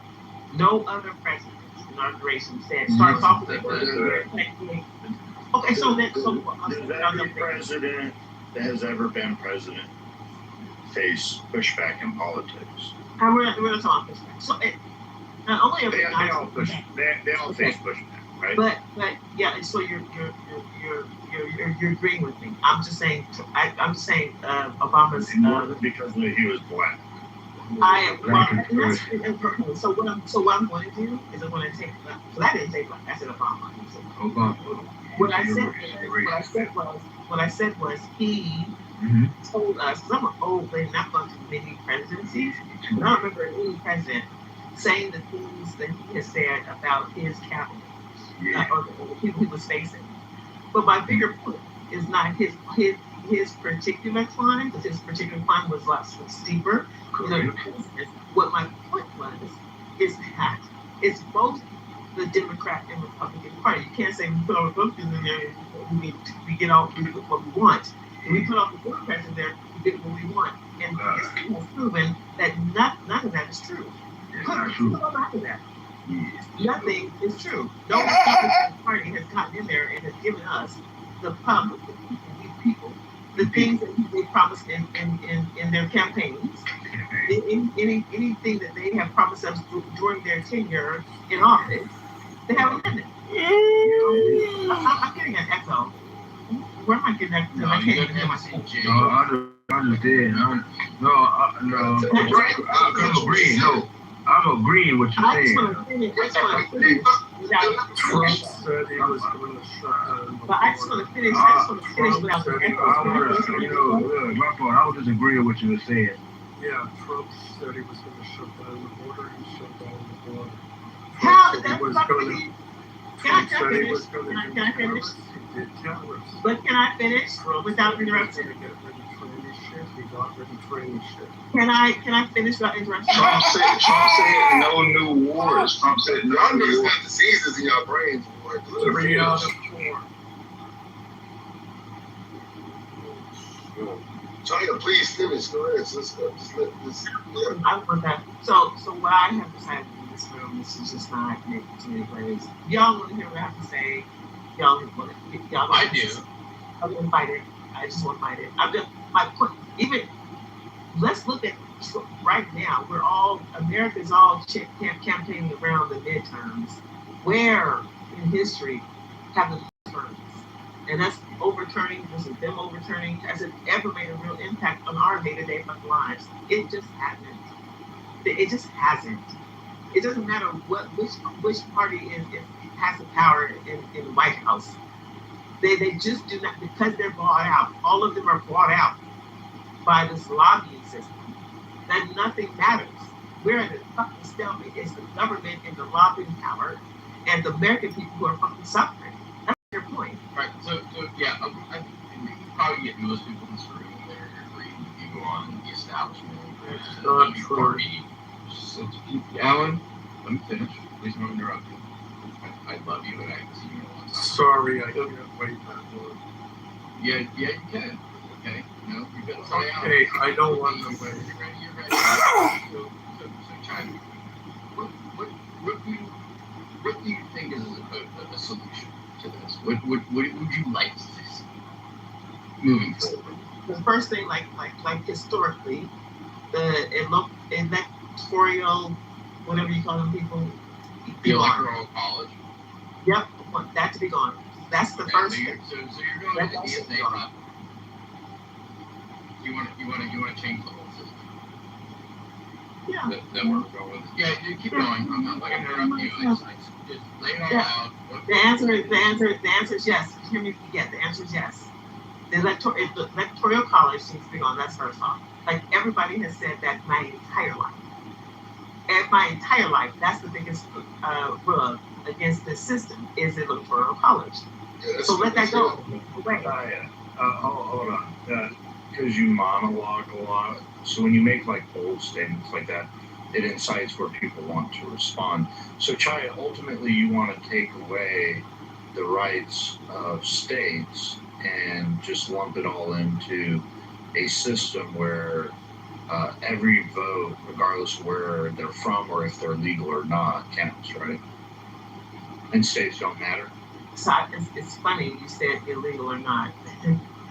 You get rid of the electoral, true, right? No, I don't know that part. That's not well, my. No, we know very well. We know very well. Are you illegal? But that's not my.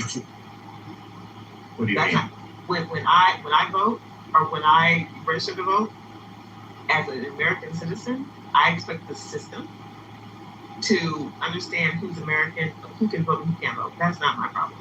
That's another problem. Because when I vote, I know the process. I know that I. You're just talking out.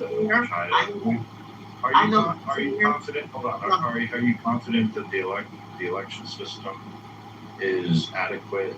That the only votes that are counting are American citizens.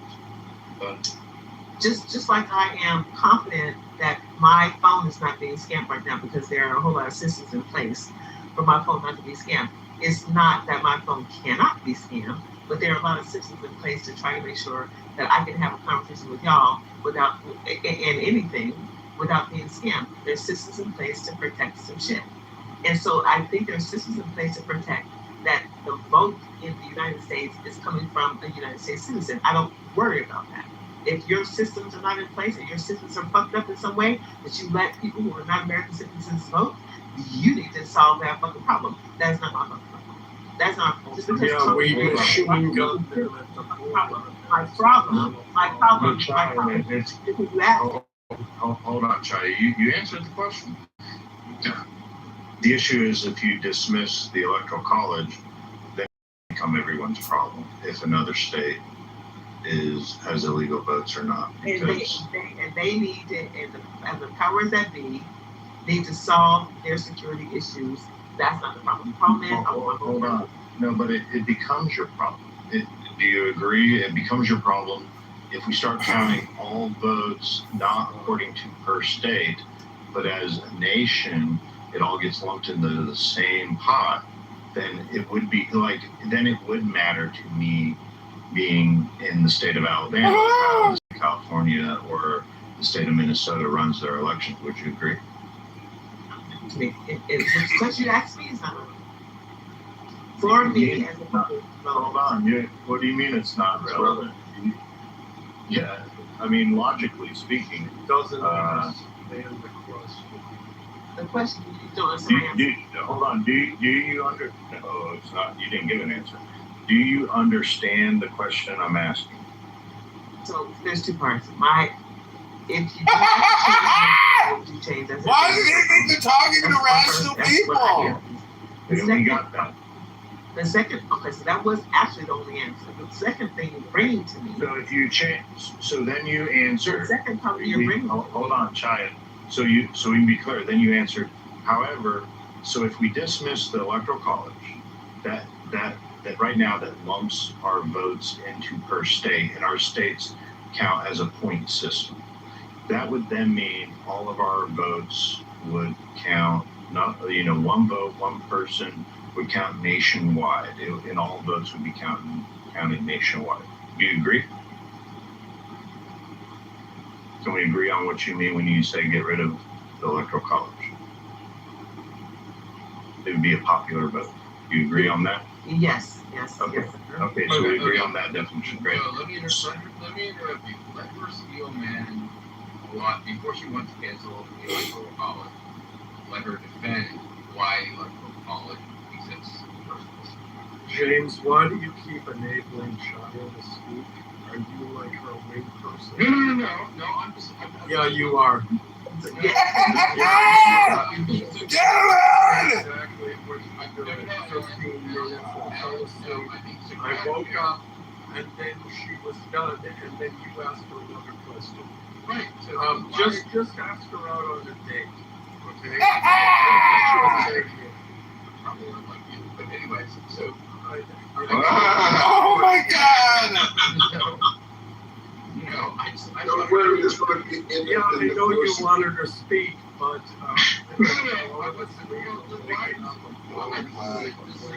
conversation. Oh my God, we're making $5. Hold on. I got her to agree on what the definition would be. We got rid of the electoral college. Without understanding. Chaya. No, let's just see if she agrees. At that point, if the nation changes to a popular vote, wouldn't you or me be concerned with how other people voted in other states? The problem with the electoral college is a state called like Nebraska, and they are very scant people. If you don't have the electoral college, then the votes that come out of Nebraska don't exist. I understand why the electoral college is in place. It's in place because of population control. States like California and New York and Houston, I think, and Miami, these very populous states, they would dictate the outcomes all day, every day because they have the population. I get that the electoral college is supposed to balance that population problem out. I think I've heard right. It doesn't negate the fact that electoral colleges own way too much power than they were. The system that I just laid out is why they were put in place. Because you could potentially, and I happen to know in my history, you could have a whole California who were saying that you're killing the room. Stop asking me because I don't want to talk. I got other shit to do right now. They go to get some water. I'm killing the room. I appreciate you because I'm gonna stop it right there. Let's go to James. James, can you steel man why the electoral college was put in place? She did already. It was by population. That we live in traditionally an agrarian society. Agrarian society has low population, so you cannot have coastal high population, industrialized states overriding the national policy of states that don't have the same kind of financial, economic population system. That was the whole point. So it was all in federalism. Yeah, but there was more to it. Literally, in the Federalist Papers, it literally says the way to contain cheating from specific states. So, say a state like New York registers a bunch of illegals to vote in their election. I'm pretty sure this is in the Federalist Paper, but go ahead. No, it is. No, it is used as a regulation against states from cheating, and that is in the federal code. You're not familiar with that, Jim? That I don't think that was in there, but I'll leave you. So go ahead. The right, yeah. So it's intended to put a cap on states because you have to think at that period of time they didn't. Each state had the right of how they were going to choose their way. Okay, yeah, I follow you now. Technically speaking, a state does not have to have a popular vote for their state, right? A state could decide, hey, we're only going to allow our state legislature to choose. What happened in Jersey? Yeah, well, that's just how the history of our country is.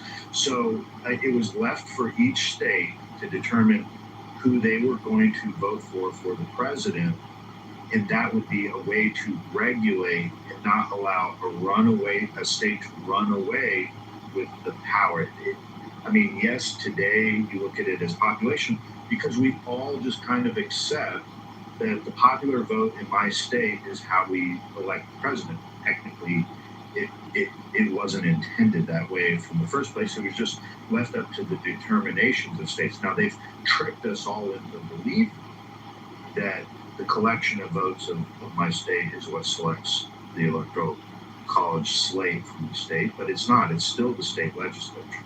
Like, the state legislature is still what appoints the slate. His job is to certify voters in the The only job. It's regulation. So the only job. They're not swaying anything.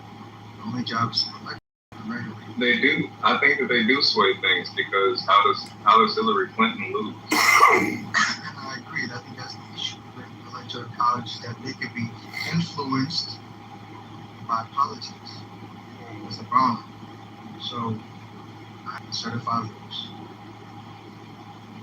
And how they're being bought in is the crux of my problem. I appreciate the population leveling is when they can be bought out despite their state, how they state votes is the crux for me. So we need to get rid of it because they're also bought.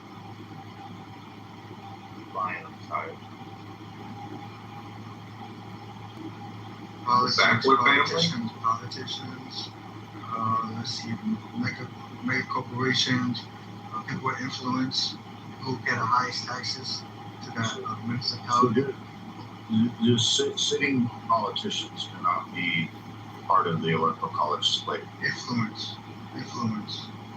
They are party representatives. So just so we're familiar with how it actually works in real life, is that each state the parties of each state, so the Democrats will select a slate, and that will largely be large donors or party representatives of that party. So the Democrats will select a slate, and the Republicans will select a slate, and then the state legislature chooses which slate actually issues the vote for president based upon how that state voted in their popular vote. Yeah, but Joe, so was it Virginia or Jersey just said that they were going to go by the national? They were going to override it? Like there's a movement that they have largely, I mean, I want to say it's about 20 states that have said our state legislature will select the slate based upon how their vote goes. Now, it's a way to circumvent the electoral college by keeping in place the current form of the electoral college, but instructing the state legislatures to appoint the slate of electors from either party, Democrat or Republican, based upon the popular vote. So, Joe, you're saying that it's the national popular vote. Well, there's about 20 states that have signed on to it. However, they're not going to do it until they have enough states signed on board. So they need enough that reaches over 207. So they're withdrawing, moving forward with doing it until enough states do it. I think you need like 32 states or something to get on board to do this. they can pass state legislature that says rather than the popular vote of your state choosing or instructing the legislature of which slate to choose, then it would be the national vote that tells the legislature which slate to choose. Are people understanding this, or am I just too deep in the weeds? No, you're making sense. Okay, cool. Yeah, okay, cool. I want to make sure I don't want to drain people out. So that's technically exactly how it works.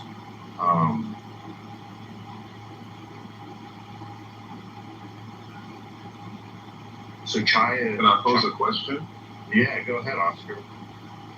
Okay. So does that not seem like just like the purpose is? What's your position in that regard? Yeah, it would be the will of the people of each state. So technically, I don't know what all states y'all come from. I come from Alabama. Maybe we use some others to say what state they come from. It would. I'm in Mississippi. All right, so the state of Mississippi, when you guys vote for the president, you're instructing your legislature to appoint a slate based upon who the people and the will of the people of Mississippi have selected to vote for president. Yes, it would circumvent the will of the people of the state of Mississippi if the state of Mississippi changes their law to follow who the national vote would be. And then we would all really ultimately be at the mercy of the media. And the media choosing who the president is, because we know, I mean, what's it take for this CNN or Fox News to just say, well, this person has received the most popular votes, and that's who each state should then point their slate on. I get what you're saying. You're against the idea of, California deciding what Mississippi does. And I'm from Mississippi, and I'm a proud Mississippian. And one thing about Mississippi, we didn't get rid of prohibition until a few years ago. So, we do our own thing. So I totally kind of understand that perspective on things. But I'm just like, I don't know, bro. How do we get a situation where we elect Clinton? You know what I mean? How would you diagnose that situation as far as what everybody wanted was this thing, but then we got this thing? I don't. I think you're making it something that people actually wanted her. I didn't want her. Okay, just to be clear. I'm just saying. Go ahead.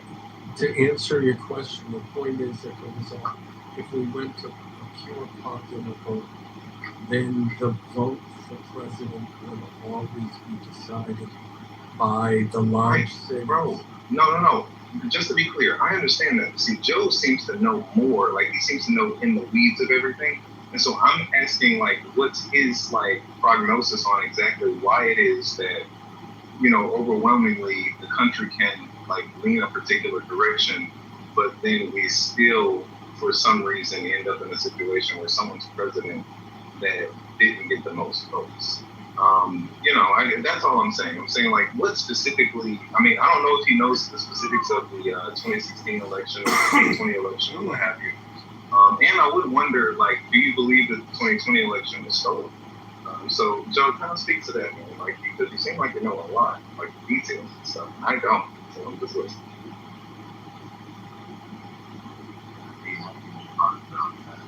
I don't know if the percentage split was as large as you think. So Hillary Clinton received 48.2% of the vote. She got 65.8 million votes. Donald Trump received 46.1% of the votes.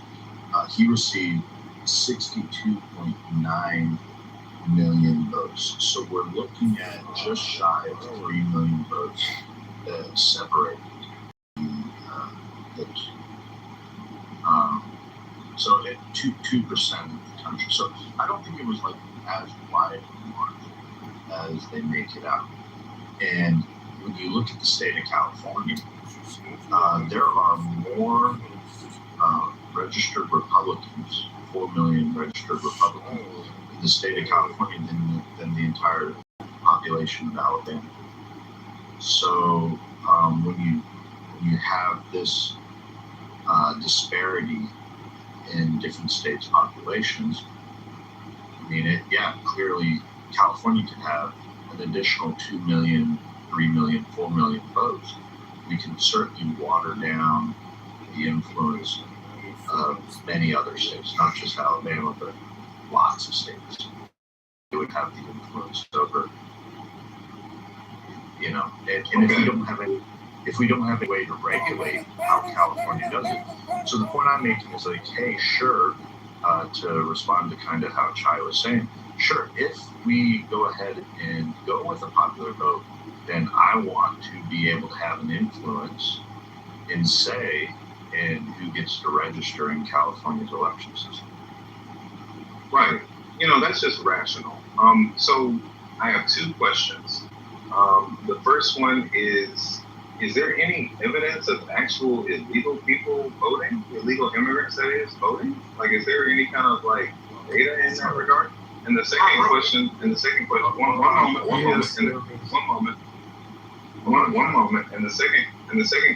would be, how would you feel about ranked choice voting? But that first one, I'm very interested in.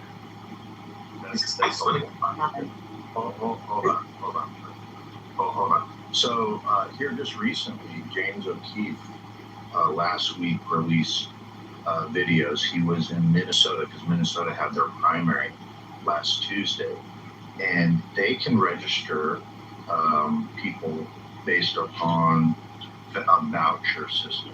So if me and you live in the same zip code or voting district, and if we were in Minnesota, I could say, hey, I'm vouching for Oscar. I know he's not registered, but I can vouch and say Oscar lives in this district, and I am the ID for Oscar. And Oscar, you can come along and vote. So some states have very loose regulations on how they register people to vote. That leads people to certainly believe that, there's cheating going on. So just to be clear, so you're saying specifically in Minnesota, this coverage from James O'Keefe, and if you could post a link or anything, anybody who has access to this coverage, post something in the thing so I can kind of look it up. But so you're saying that in Minnesota, it's possible for someone to vouch for someone to register to vote, and that come through as an actual registration. You know what I mean? Like that, does that actually, does the person, because eventually, the day of the vote, the day of the election, someone can go into the poll and say, hey, my friend, even though they're not registered, I can vouch for them and they can come along and vote. And up to 8 people are allowed, you're allowed to bring 8 people unregistered to the poll to go and vote. Yeah, this is Minnesota law. So I'll post all that for you right now. I'll give you a bunch of different links on that. So the idea that if we, the Electoral College doesn't eliminate the problem, the Electoral College doesn't regulate that problem. It doesn't do that. It just lets the votes any more than anybody has credentials, and not expecting that my personal credentials are not safeguarded by scammers, money launderers, anybody who could do some nefarious things with my personal information. When I go to a building, I feel it might be the wrong thing to feel, but I feel a security that the American government, even though they are protecting the American citizens from outside sources who are not American, they are also securing my black ass and your white ass from nefarious people within the country. Because they have security measures, they have the CIA, the FBI, and all of that dumb shit that they have to protect the right. No, I'm not done. And I'm going to land here. Just to protect the citizens. So if I go to goddamn vote and I'm not legal, I am not legal, I can imagine that beyond the Electoral College, there are safeguards put in place in these United States that make sure that anybody who votes is a United States citizen and can vote. That's that is one problem. The security of the voting pool and the ability for people who are not U.S. citizens to also vote. That is not an electoral college person problem. That's a national security problem. And so let's not mix those two together, because in this conversation we're mixing those two shits together. Because the people we elect to the electoral college don't have the power to decide what security measures we put in place to make sure that people who are not American citizens cannot fucking vote. Those two different things. And the fact that we are blending them in some kind of way is weird to me in this conversation. And so thank you. We explained. No, I'm sorry. Blending them. But to answer You got to blend them. The reason why I need to speak on this is because, like we saw in Los Angeles, the two top contenders were Karen Bass and Spencer Pratt, who was a Republican. And then at the last minute, what they did in order to eliminate Spencer Pratt from the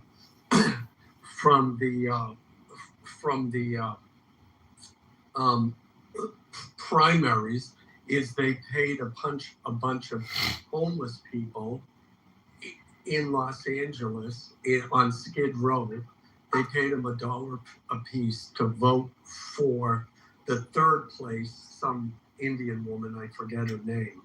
And miraculously, in the middle of the night, she gained all these votes and advanced to second place in a district that, and she got something like 95% of the votes, which is statistically impossible.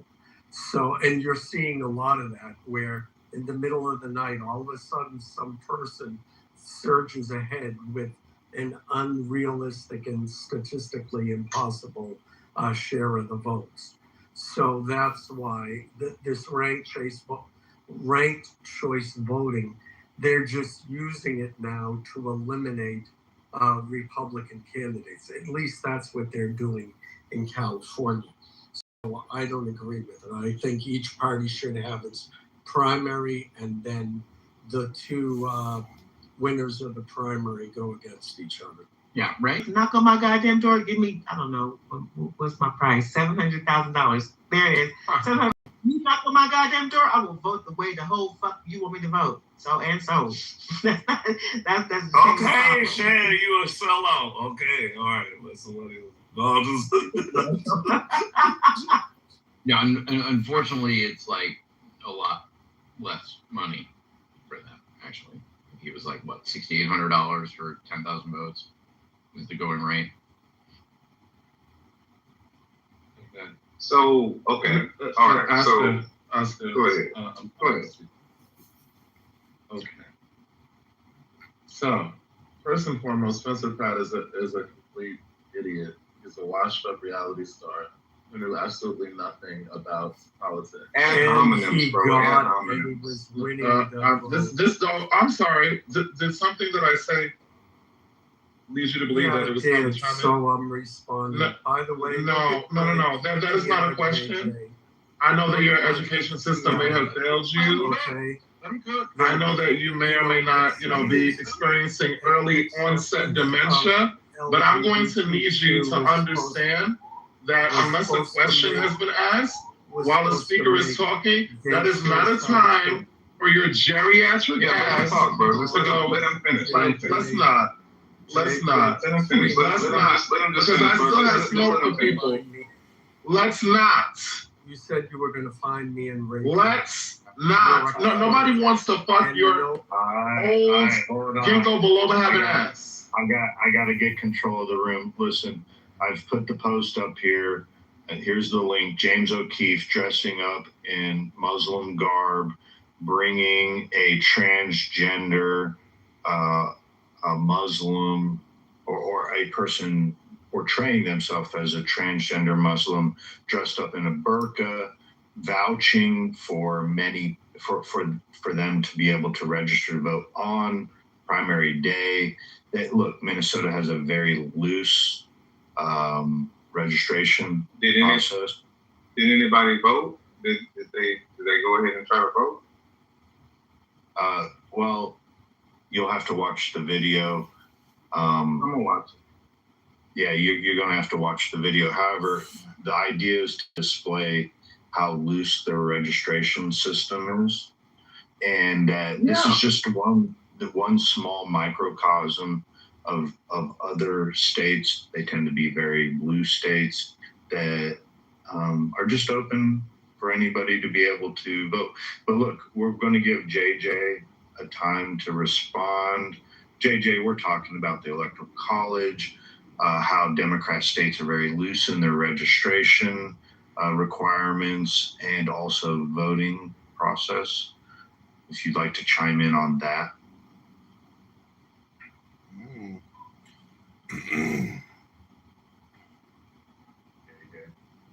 Yeah, no, I'm just waiting for everybody to mic up because I really don't want to like have to be yelling at everybody. Like, let's not. Timothy, you already know how I feel from the last. So, we need to get shit in order. If I'm definitely for that because I believe that election integrity is important. You know, I don't like people lying and fear-mongering about it like Trump, but I do understand that shit needs to be tightened up. So I have no problem with that. That's not necessarily a partisan change issue. Like, that's more of a, we need to just have better candidates that are good, and, you know, better governance to make sure that this shit doesn't happen. It's absolutely ridiculous for people to be able to exploit the electoral process, to try to cheat the system. Like I was saying before, Spencer Pratt is a joke, and that's why he lost. So I think it was trash or Republican that Trump tried to step in and bitch about his loss, but that's what Trump does. Anyway, this shit that at the top of the screen, I think it's absolutely disgusting. But again, I don't think it has anything to do with the actual transgender community. I think it has to do with people trying to game the system, which I'm totally against. The last thing I wanted to say is to what you said, Joe. This is my thing with the Electoral College, right? I think that I reject the notion that every state has the same value. I reject the notion that every state has the same voice. I think it's really problematic when we live in a democracy. You know, I know people like to call it constitutional republic, whatever, like, you know, conservatives say that's fine. But at the end of the day, when people vote, their vote should be worth just as much as the next vote. And it's actually not when we're basically allowing, you know, teeny weeny states in the middle of the country to have the same kind of voting power as New York, California, Texas, like the bigger states. I'm just sorry. It's like if you live in a smaller state, for the most part, you probably don't add as much value to the country as the bigger states, and I don't think they should have the same voting power. But that's my opinion. Clarifying question: Hold on. Clarifying question. JJ, are you in a big state? Yeah. I'm in NYC. Like I say that all the time. Okay, cool. So essentially you're arguing to give more power to your state, right? Well, just to be clear. To be clear, yes, but even if I lived somewhere else, I think I would maintain the same position because one person, my point is one person should have the same amount of voting power as the next person, regardless. Like you have something to gain from it. Well, okay. Can I ask him a question? Can I please ask him a question? Yeah, I was going to ask him a question. What's the name? Yeah, Oscar and then Alan. Go ahead, Oscar. Okay, I appreciate you so much. So Jay, bro, now I don't know, bro. You sound like you're African American. I don't know if you're African American. Okay, so like, bro, imagine. Shia, you don't know me personally. Like, please don't speak on me because I will derail this fucking room. You already said some bullshit earlier in another room. Don't do that, Shia. He's not African. Don't do that. Don't do that. You don't know me. Hey, look. look, bro, if he's mixed or something, that's fine. Okay, but I'm saying you identify with that. But I'm saying, bro, if it was majority rule, bro, imagine a world where all of the white people just decided they hate niggas, like, out of nowhere. You know what I'm saying? Like, wouldn't that be a thing? I know you would probably say that that's to happen with Trump, but I'm just saying though, like, you know, like if majority really ruled, wouldn't that make the minorities a problem? Even maybe intending to, because we already have that. The majority does rule, at least in the voting power. I think that Democrats and sane people and moderates and what do you call it? What's the other independents need to galvanize and actually put I'll say this, non-Republicans back in the office, because there's a way this shit is going down right now is very, very problematic, and I think that the country needs a break. For whom? Who's it problematic for? It's problematic for anybody who's black or brown. It's problematic if you got an accent. It's problematic if you don't have a passport, which literally millions of Americans don't, and you want to vote. It's problematic for people who are just trying to buy gas and groceries at a normal rate. Okay, What is? How are you gonna tell me as a white woman who I can speak for in the black community? That shit is weird. Me as a person, I only can speak for myself. Okay, but what? No. I was asked the question like getting a passport. What systemic barrier is keeping you from getting a passport? No. Money first off. But Here to Cape Brand. Girl, baby girl. All right, so let's get wow. Yeah, I said, see the thing is, after Oscar, Alan, go ahead, Alan. We are in the current moment. There are people who feel like they don't like the state of the government. They don't like who's running the government. And they know that if they went to a simple majority voting system, that they would gain an advantage, and it would be very difficult then for another party to gain access to the White House. But this is exactly what the founding fathers sought to prevent, and which is exactly why they put in the Electoral College, because democracies always fail. Mob rule always fails. And Oscar's example was the perfect example of that. If white people, first of all, white people are not by and large racist against black people, even though there are those who would like to portray that they are, et cetera, et cetera. But if we decided, gee whiz, we're tired of black people and we want to do something about it, then the majority rule would enable that to happen. So the people who are advocating for a popular vote only system are doing it because in the moment they feel like they would gain an advantage, not realizing that it would in the end be their demise. And that, again, our founding fathers understood this. And this is why we have the system we have. It's not called the United People of America. It's called the United States of America. So our system is founded around a identity. We each have diverse rings. But when I talk and I talk fast, I get interrupted. It's really weird. Well, that's okay, Jay. No, it's not okay. That wasn't you to comment. I'm just making an observation. I'm just making an observation. And I because he literally talks like he's slow, and it's okay. The last submission you made, I didn't interrupt you. You were right, but I will land with this. Each state brings a diverse, unique, and inclusive contribution to our country. And wouldn't it be terrible if that diversity was destroyed because of the popular vote? If you want to be progressive, you need to keep the Electoral College to preserve the diversity that our founding fathers baked into our system. So they Alan, were geniuses.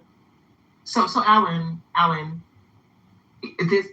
these are the United States, and there's no visa requirement or no passport requirement for Americans to move from state to state. It's fluid. Correct. It's not as stringent as you. It's not as stringent as you propose it to be, because where did I made no such claim, Chaya. I'm trying to respond to you, though, Alan. Okay, the fact that our population, Alan, I'm not trying to challenge you. I can't answer a question that I didn't say. I didn't ask you a question yet, though, right? Well, so you're starting with a premise I didn't make. I am starting with. Can you let me give my premise? So the idea that the populations in the United States is fluid, and this concept of we're the United States and we separate the states, we're fluid. And so a lot of us will move away from Nebraska and we move to Chicago, or we'll move to DC, and then we'll kind of all go to Washington State, or go to California, or go to Texas. We're still American citizens, regardless of where we move, because when we use states as a thing in the United States, and we don't have to have passports or shit to go from one state to another state, means that we're a united people, not necessarily United States. We are united. We are American. They name it the United People of America. And the right that has been given to us is that we are able to move from state to state and not have an allegiance to any fucking state at all. There could be some kind of popular situation happening in fucking Nebraska, and we'll all move to goddamn Nebraska, and Nebraska will be the populous state. It can happen fucking overnight, because we have that fluidity in the United States as American. And I think what's more important. What are you saying? What's more important, and I'm getting here. Yeah, what's more important is that we're American citizens. When I interact with the government, because we sometimes have to interact with the government, like vital records and some dumb shit like that. The questionnaire that they give you in these phone calls is fucking ridiculous. How many teeth did you have in your mouth at 4 years old? Because they know this shit. And where were you when you were 12? I've never been asked that. that. They know this shit. Are you against diversity? Can I finish? I want to finish this without interruption. Thank you very much, because I let you finish, Alan. What I did not do is disrespect you in the way that you're spoken. I respect the way you present. Literally just made a submission about you speaking. The way you present, you speak slowly and methodically, and I respect that. Respect me at the same time.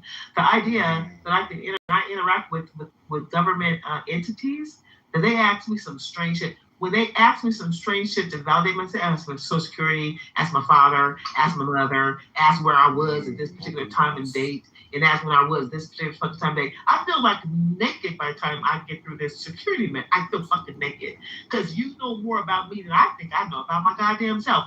And so the idea that you could do that shit with me to validate who I am as an American fucking citizen, and at the same time you have people who are voting who are not American citizens, I have no choice to believe that people who are not American citizens who are voting, someone's allowing that shit, because of the scrutiny that I get from the American the systems, the agencies I interact with, that they know too fucking much about me. I didn't even fucking remember about my goddamn self. Damn, girl, stop cussing so much. Shit. God. You cannot tell me, come on, y'all, because this is, come on. You cannot tell me that the American government has a hard time recognizing an American citizen. American. Why hold on, Chai? Why are you diverting the conversation so much? We're talking about elections. What are you talking about? I'm talking about the security over the elections. Did you not follow me? No. Security. Yeah, I understand what you were saying. You're basically saying you go through so much that you are shocked to know that there are illegals. Now someone has to talk for me. I was just get a I was trying to show that I understood. I stayed in the vein of the You conversation. asked a question. You said, "Are you guys not following me?" And then Oscar was responding to you. Why? Yeah, I was just saying. I understood. Why? I wasn't following you. I would like Oscar to translate. Yeah, like she would. I think I'm mansplaining, and this is bad. But like just to be clear, Chaya, I don't think I speak for you or anything like that. It's just that I was literally like for real responding to what you were saying. Like, do y'all follow me? But I followed you. Like that's what I wanted to respond with earlier when you first made this. Because you were saying that earlier. Thank you, Oscar. You know, like you were saying that earlier, basically, and that's why I posed that question to Joe, was like, how is it that, like, are illegals actually voting? Like, is that, like, of course you can bring whatever, but, like, when it comes down to it, like, do they actually, like, does a vote get cast? Because I'm skeptical because, like what you said, with all the security measures and such, and I work in fraud as far as, like, credit cards and banks and stuff, so I see all of those questions that you get annoyed by. I'm one of the people that has to ask them. And so it's like, yeah, like how on earth is that happening? Is that really happening? So I understand your skepticism. And, you know, I didn't mean to be your translator. Like, I didn't mean to, I'm not trying to insult you or none of that. Like, you know, I just was saying, like, I understood what you were saying. For real. Thank you, Oscar. Okay. So I actually, it's funny because even through a lot of, you know, dish galloping, like I actually agree with one thing, which is, you know, affirming my point. Like I don't understand why, like in the same way that like you were saying, Joe, like why or looking to me to, you know, basically say I have a bias. I feel like a lot of people who have the inclination to want to keep the current college, what you call it? What is it? This shit again? Electoral college. Electoral college. Yeah, I just feel it's giving small state mentality. I'm like, at the end of the day, when we're telling the people go out and vote, register to vote, your voice matters, it really doesn't if, you know, one person's vote matters more than another person's vote or less than another person's vote. And, you know, especially when nowadays it's not really, first of all, this is the other thing. The founders were flawed in many ways. They got certain things right. I think that the Constitution was brilliant for that time. But we're not in not brilliant anymore. We've actually gotten to now the time is updated and it's stupid. The documented, you know, like the fallout from, you know, the history of this. We've gotten to witness the problems, the holes, the porousness of this document. And when you're not actually, you know, when things are not, you know, solidly founded in a lot of different areas, then it just can be like a complete shit show. Okay, there's no need for this shit nowadays. How many corrective actions in the 250 years from the original Declaration of Independence and the Second Congressional Congress, how many course corrections have we made? How much blood and treasure have we made? And wouldn't you call that progress? Yeah, I'm not saying that there hasn't been progress. What I'm saying is specifically when it comes to the electoral process and the fact that there's a lot of other things that the Constitution didn't get completely right. I just looked to this document. What didn't they get right? Okay, James, I'm speaking right now. No, I want to. Let that be. You're just making. No. Let that be your last motherfucking just let him finish. It's not that difficult, dude. Get to the question. Let that be your last fucking interruption. You're not a fucking mod. What the fuck is wrong with you? Nothing. It's giving effeminate. Like, relax. Say your shit after when I'm done. Yes, because you have or maybe just, you know, petulant child, like combination of both. Maybe you're trans. I don't know.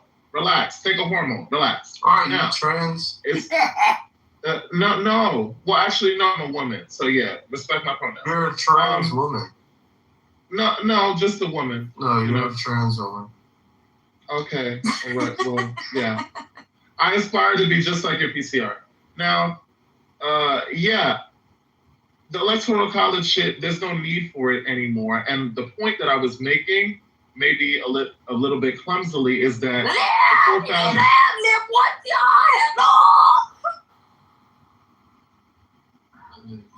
Always doing my fucking submission. Okay, is that what do you call it? The Constitution is not perfect. The forefathers didn't get everything right, so I don't look at them as the be all and end all to basically say, oh well, we can't change any of this shit. Yes, we can. I think it's important, especially in our modern, voting structure, and I think it would. How much of the electorate doesn't vote? Thank you, Marshall. Half of the country, and listen, I've done campaigning, and a lot of times what I hear from people is, my vote doesn't count. My vote doesn't matter. I've literally heard that many, many times. So if we actually, I'll land with this. Since apparently every time I speak, like people have to get off their fucking mic and do weird shit. But y'all got it.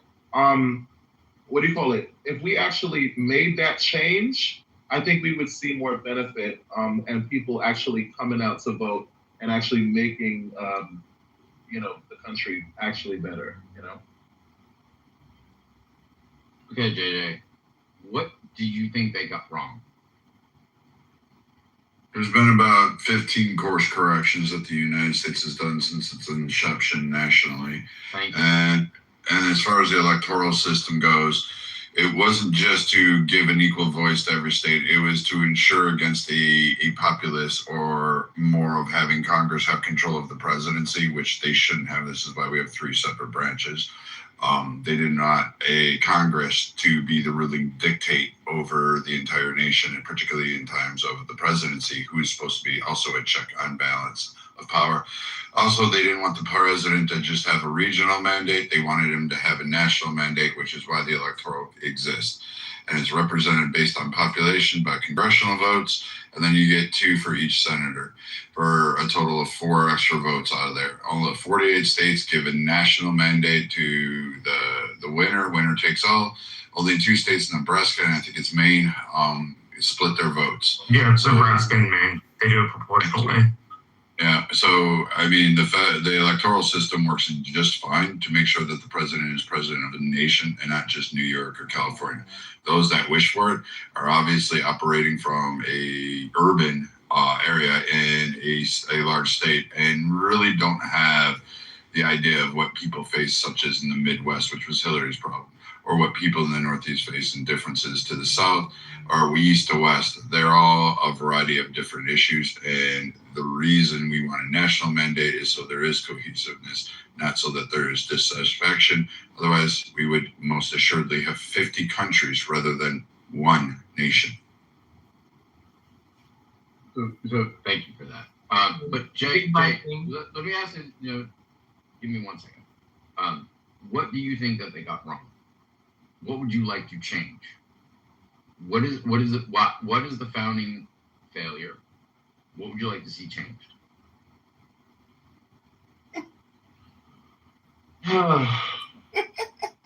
First and foremost, I think that there should be term limits within really the entire government. We have that for what do you call it, for presidents.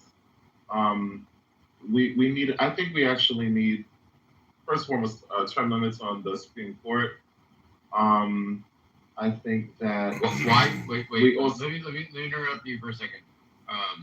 Historically, and this is across the entire political spectrum, the Supreme Court is moderated more to our foundation documents, and this includes Ruth Bader Ginsburg.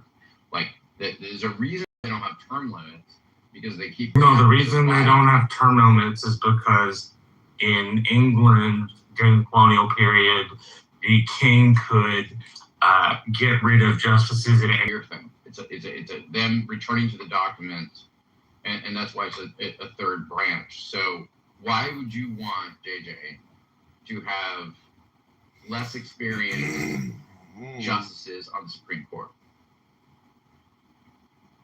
Because you should, first of all, the ruling on your first case, well, first and foremost, for me, the Supreme Court justices should already be, and who are able to stand by each and every ruling because there's such a significance of it. It's the highest court in the land.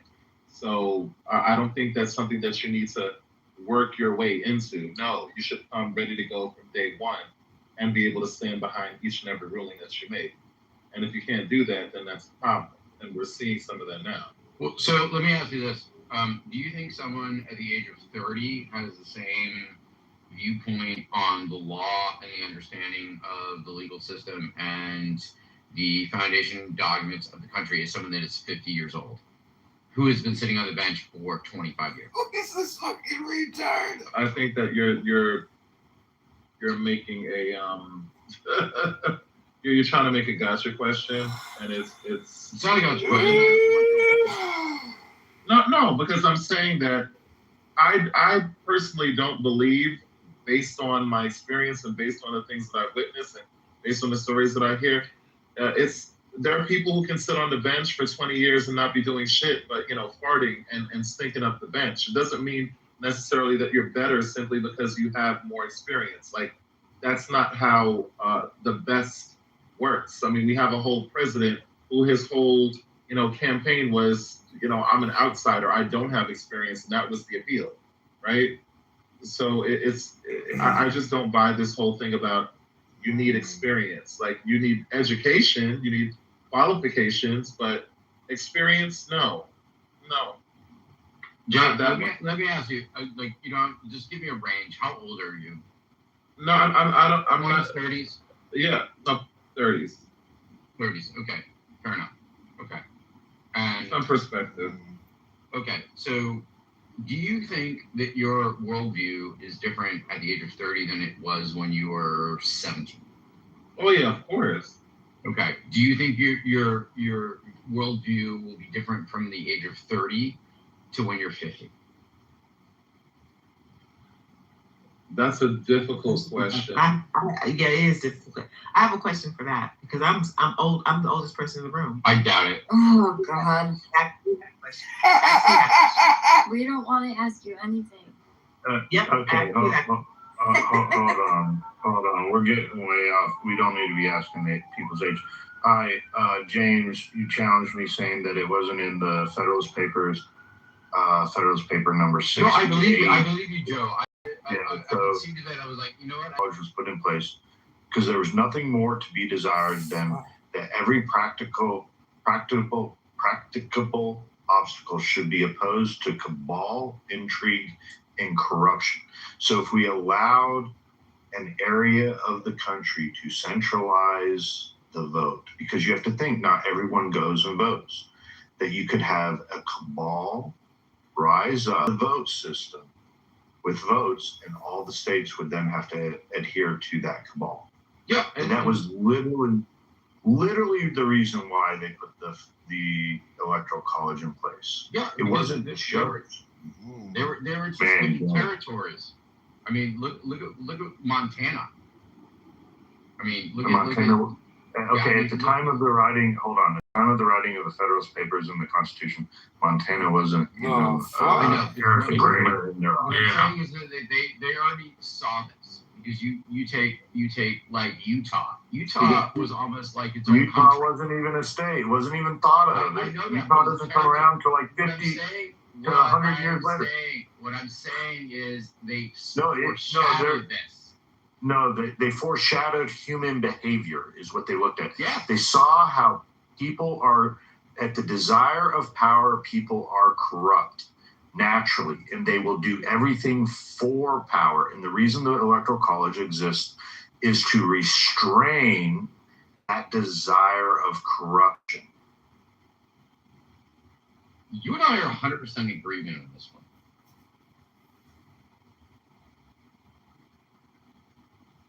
Okay, I asked a question. I mean, that wasn't the purpose of the Electoral College to prevent corruption. It had nothing to do with that. What it did back then. But look, Did you miss it? what it had. No, hold on. Did you miss what I said? Literally, Federalist Paper number 68. This is. I know what the intended and the ways you're trying to parse out, but the step against corruption was the checks and balances that they put into. This is where the impeachment process comes in. This is why you can have censure, why you can have various methodologies that exist within our governments to go ahead and do this. Most particularly the impeachment. We can impeach a Supreme Court. We can impeach a president. We can impeach a lot of people, even at the president's discretion. Any appointee that is chosen or confirmed by the Senate, we can impeach.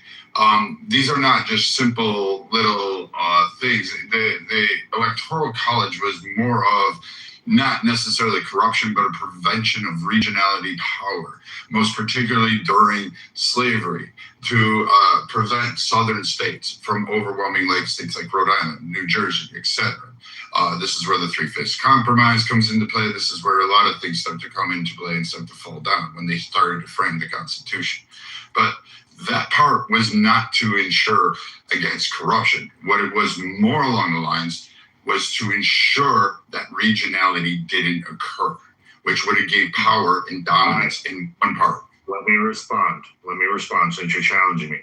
At the time of the writing of the Constitution and the Federalist Papers, which I'm citing here, Federalist Paper number 68, what the founders were afraid of was foreign entities seizing power of our government through the electoral process. The reason the Electoral College was put in place was to prevent foreign powers in their attempts to see the permanent nature of and like having Senate senatorial will resist any kind of majority overpower or like whim of the masses. And I mean, you're correct, Joe, and you're correct. Both are important parts of life. I honestly, I cannot understand why people are still arguing for a banana republic. I think it's just because they feel like they are in majority right now, and they're willing to concentrate the power and have tyranny of the masses. Okay. But what they don't realize is, the whims of the faith are very fickle. And as soon as they are in minority and their rights not protected, they're going to be screaming for electoral college again. But isn't that what we actually have right now? Is that not what's going on right now? No, we do not have that. No, it's not. No. That's not. Okay. I just have one question, please. I'm so sorry, JJ. It's just y'all had a whole back and forth. I just want to cheat a little bit. Give me a little bit of a taste of this. Joe, I have a question. So everybody in this room who's an American citizen is required to pay taxes. How would you feel about American citizens being required to vote? Since we're trying to crack down on the illegals and such, why don't we just make it to where every American has to be educated enough? Because all of the things that you're explaining, the regular everyday American doesn't understand these things. And part of me thinks that that's by design. Part of me feels like it's supposed to be confusing to the peasant, so that way, only 50% of us even try to vote, and then when we do, our vote isn't necessarily even represented as far as popular vote is concerned. But hey, who needs that? Because slave owners could own everything. But go ahead. James, I'll make it fast. James, he asked me. But I'll make it real fast and I'll just pass you the mic. That's called compulsory voting. Countries like Australia and Canada already have this. You already answered your own question, because the peasant class doesn't really understand the government. So should we, get everyone to vote or face a fine? People will just walk in and vote for Mickey Mouse and shit like that. It's not going to make the population. But why not also require a little, instead of the ad campaign thing that we have now, where basically voting for president is like picking between Coke or Pepsi. Why not have a system where every voter understands the position of the person? That's not practical. No, I'm not. Answer this question not for practical. me. Hold on, Oscar. No, absolutely work. Hold hold on. Oscar, how do we increase the attention span of the average American from 30 seconds? Well, I'm not really necessarily addressing attention span, but I'm just saying if people are required to, what I'm saying, if you don't mind, just allow me to finish. Just allow me to finish very quickly.